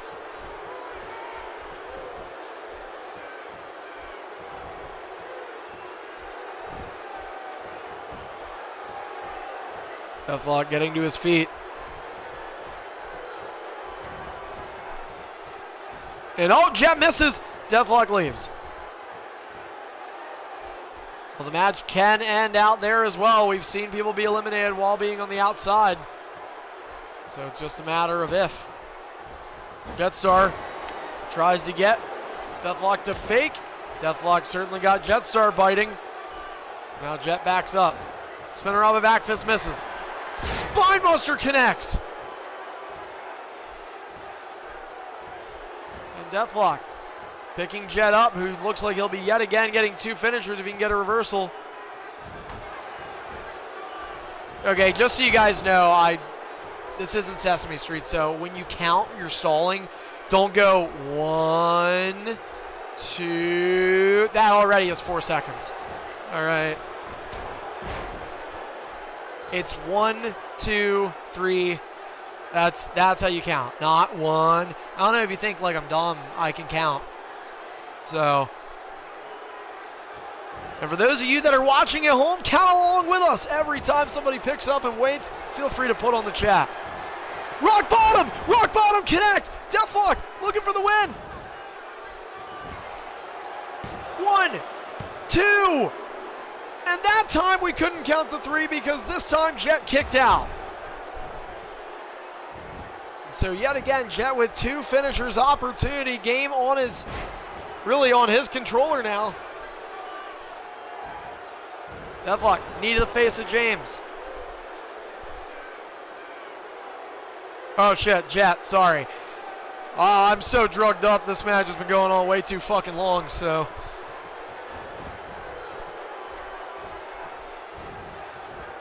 This is the kind of match you make games out of, so it's like every time somebody doesn't go for a finisher when they should, you just take a shot. And you just see, you just see how long you get. We should have did that with every finisher somebody tries to hit an NBC Master. Holy fuck. We've been wasted before the end of the first elimination, yeah. Jetstar, though, could be looking for the final elimination right now. From the top of the elimination chamber, where I can only assume it is ridiculously hard to reverse, and then he curb stomped him. Holy fuck, somebody would have been dead if that really happened. Jesus. And Jetstar, here we go. Can Deathlock reverse? No! Coup de grace connects. Jetstar hooks the leg. 1, 2. Oh no!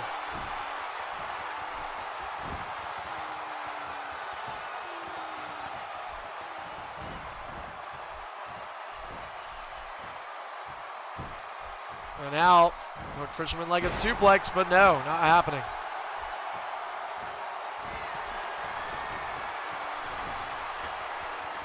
Jetstar gonna maybe go for it again. He's out of reversals right now.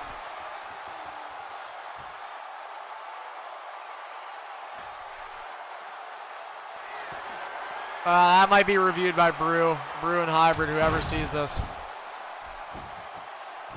That's a tough one. He kicks out, fortunately, but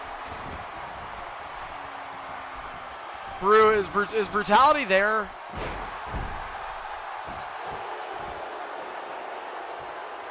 He doesn't win off of it, so fine, I guess. The match continues, but all right.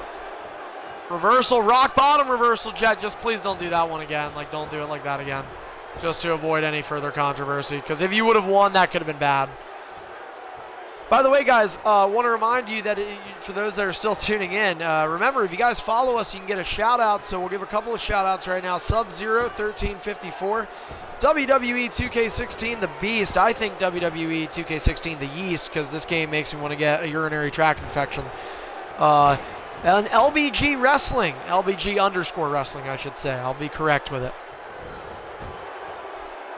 Oh, that was Lizman? Oh, hey, Liz. Congrats on your win. And thanks for waiting until tonight to follow us. And Tony Soccer Boy's here. I feel like Tony's always the guy. It's like the Spanish announce table. Carlos Cabrera and that other fuck. They just like, they're like, hey, what's up, guys? You know, and then whatever they said, let's keep going. That's kind of like with Tony Soccer Boy. He's always here, so we always say hi to him.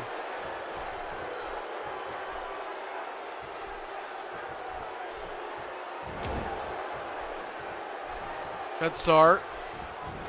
Misses. Deathlock. Running neckbreaker connects. Deathlock down to one knee here. He is struggling. These two are exhausted. They have fought for Deathlock has been in the match the entire time. Deathlock has fought for an hour. This match has officially been on for 1 hour.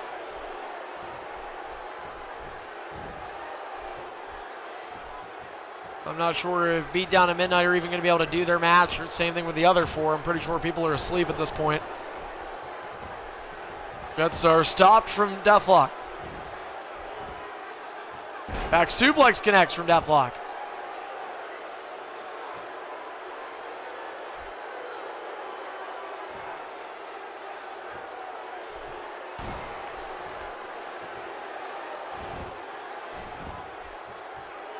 Deathlock slamming Jetstar face first on the canvas.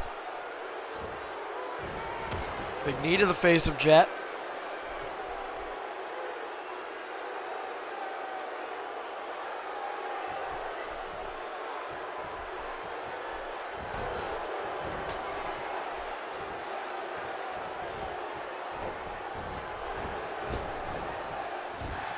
Oh, Jetstar reverse from Deathlock. Deathlock, rock bottom! Rock bottom connects! Is this match finally going to end? 1, 2, and Jetstar, get the fuck out of here, man. I have lost all character gimmick. I am starving, and it looks like I will be for the rest of the night. Kick to the lower back of Jet from Deathlock. I don't even know. Forgot to count that.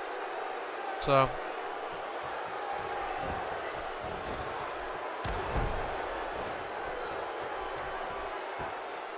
And also want to remind all our viewers that are tuning in, first off, we thank you so much for being here. Really appreciate your support. We do ask, however, that you support us in an appropriate manner. Also, that means along the lines of no advertising. So again, guys. Whoa. Jet, come down to the center. Deathlock, try grappling him. Oh, we're good. All right, cool. Yeah, well, that should tell you guys something. Hurry the fucking match up. All right? You're giving the game way too long to hate you guys. And it's almost midnight, and you know what tomorrow is. Anyway. Pele connects. But as I did say to our viewers, guys, just please make sure that you do support us in a proper fashion. We completely love the fact that you guys want to be here, and we hope that you guys are enjoying this just as much as I am not. But, of course, want to make sure that you know, no sponsoring and other stuff like that. So either way, this could be the end of this match. Jetstar hooks the leg. 1, 2, and it's not over yet. This match continues. Although to credit Deathlock and Jetstar, this is the highest amount of viewers we have had this 2016. Not all time. No, there was more than this. There was a 50 at one point. After Vengeance. No, in 2016, this is the highest. But in 2015, we hit 50 3 times. So, either way, hopefully this climb continues and this match ends. I really want this to be over. I don't blame you, man. I thought Hybrid and Rallick at WrestleMania 7 was bad. This is longer. Jesus Christ.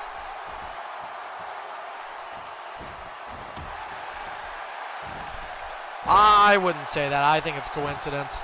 I think they're boring as hell. Deathlock. Hit with a knee from Jet. That could be it. I think it could be the chamber, truthfully. Signature in hand for Jet. Just because people like watching certain stipulations. Big knee to the face of Deathlock. Yeah, this is only, what is this, like the second or third elimination chamber in EIF in 2K16?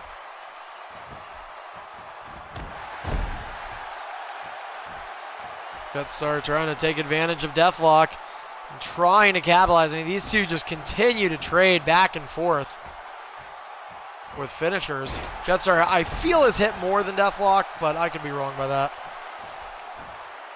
I feel like Jetstar's hit 4, maybe Deathlock's hit 3. I don't know. Either way, Jetstar.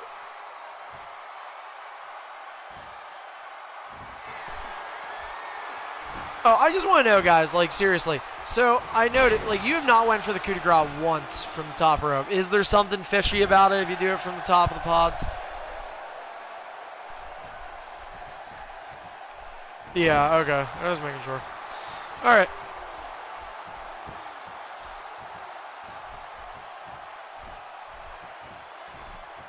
Deathlock. Trying to take advantage? No.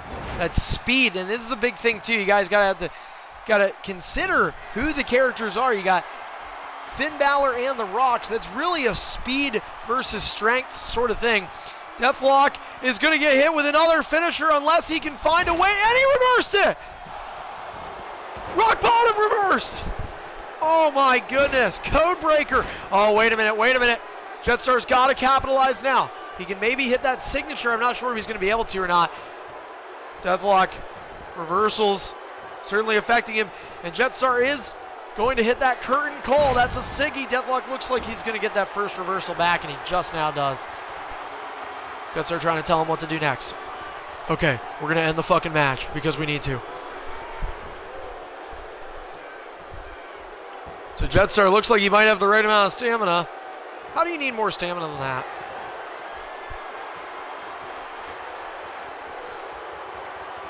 And now Jetstar from the top, he's going to go for the coup de grace again. Can Deathlock reverse again? No, he cannot. Jetstar with a coup de grace from the top of the Elimination Chamber. 1, 2. Oh my God, why? All right, so let's just say that Jets hit 5 finishers. Do we want to say that? And Deathlock's hit 3 or 4. Do you want to say 4? I really feel like Jets hit more. I know that's not the right thing to do, but we were supposed to end the show in 15 minutes, and we're going to be here another hour.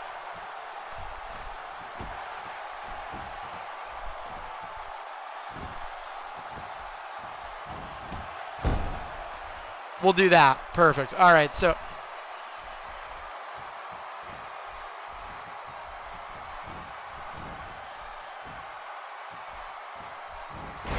you kind of have to in this point. I mean, I'd be willing to give Jet has definitely hit more. There's no doubt. I'll give him one more. Let's just go. All right, we'll go off the finisher count. Let's say Jet has 5 and Deathlock has 4. Yeah, all right. So you guys can continue to pin. You guys, yes, I know. If Jet hits 2 more, he wins. And for those that are listening on the stream and wondering what the fuck is he doing, like talking to himself, it's just because we're talking with people that are in the party, that are part of the EIF crew, trying to make sure everything goes right.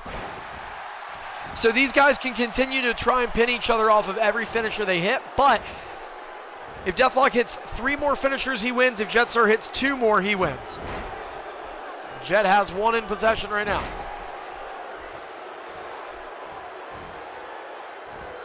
Jetstar with a neck breaker delivered. Both men are out of reversals now. And Jetstar, for some reason, still needs to do this move. Oh, wait a minute. He's going to the top rope this time. He's a man about it. Jetstar with the 6th finisher based off our estimations. 1, 2. And no! Deathlock is now officially hanging onto a thread. If he gets hit with 1 more finisher, Jetstar wins this match by a forced default.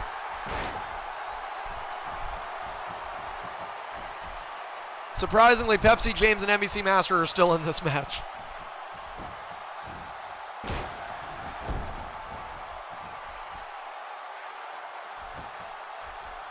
Crazy bad. Jetstar. It was, I think the start of the match was pretty good, but it's getting flat.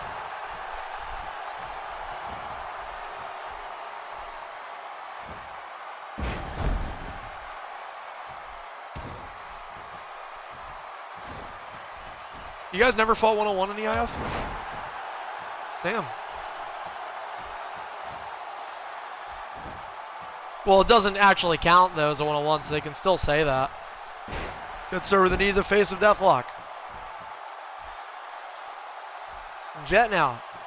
Kick to the back of Deathlock. Again, Jet knows he is in the driver's seat. And Jet really, I said this earlier at one point when he had 2 finishers, that the match is kind of on his controller, so to speak. And I really feel that way. If you're Jetstar right now, you have got to find a way to win this match. You only need 1 more finisher to hit, and you win. Deathlock needs to hit 3 on you. So really, Jet loses this match. He has nobody to blame but himself.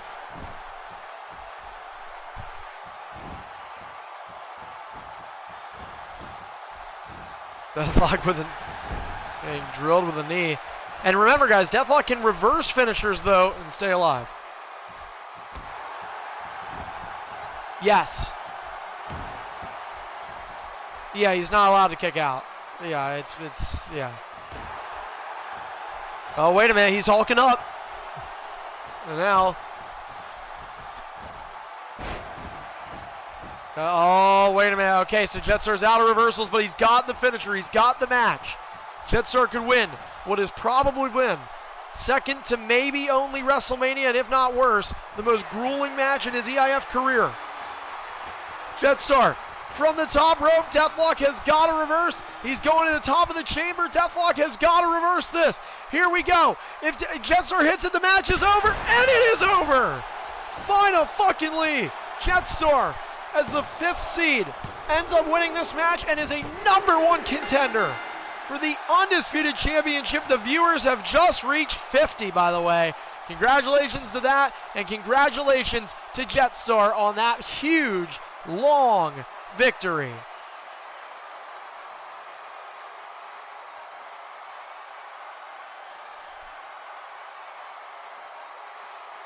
I'll have to evaluate that one, James.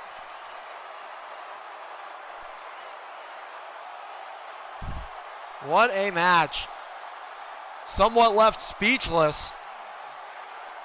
But at the end of the night, these guys gave it their all.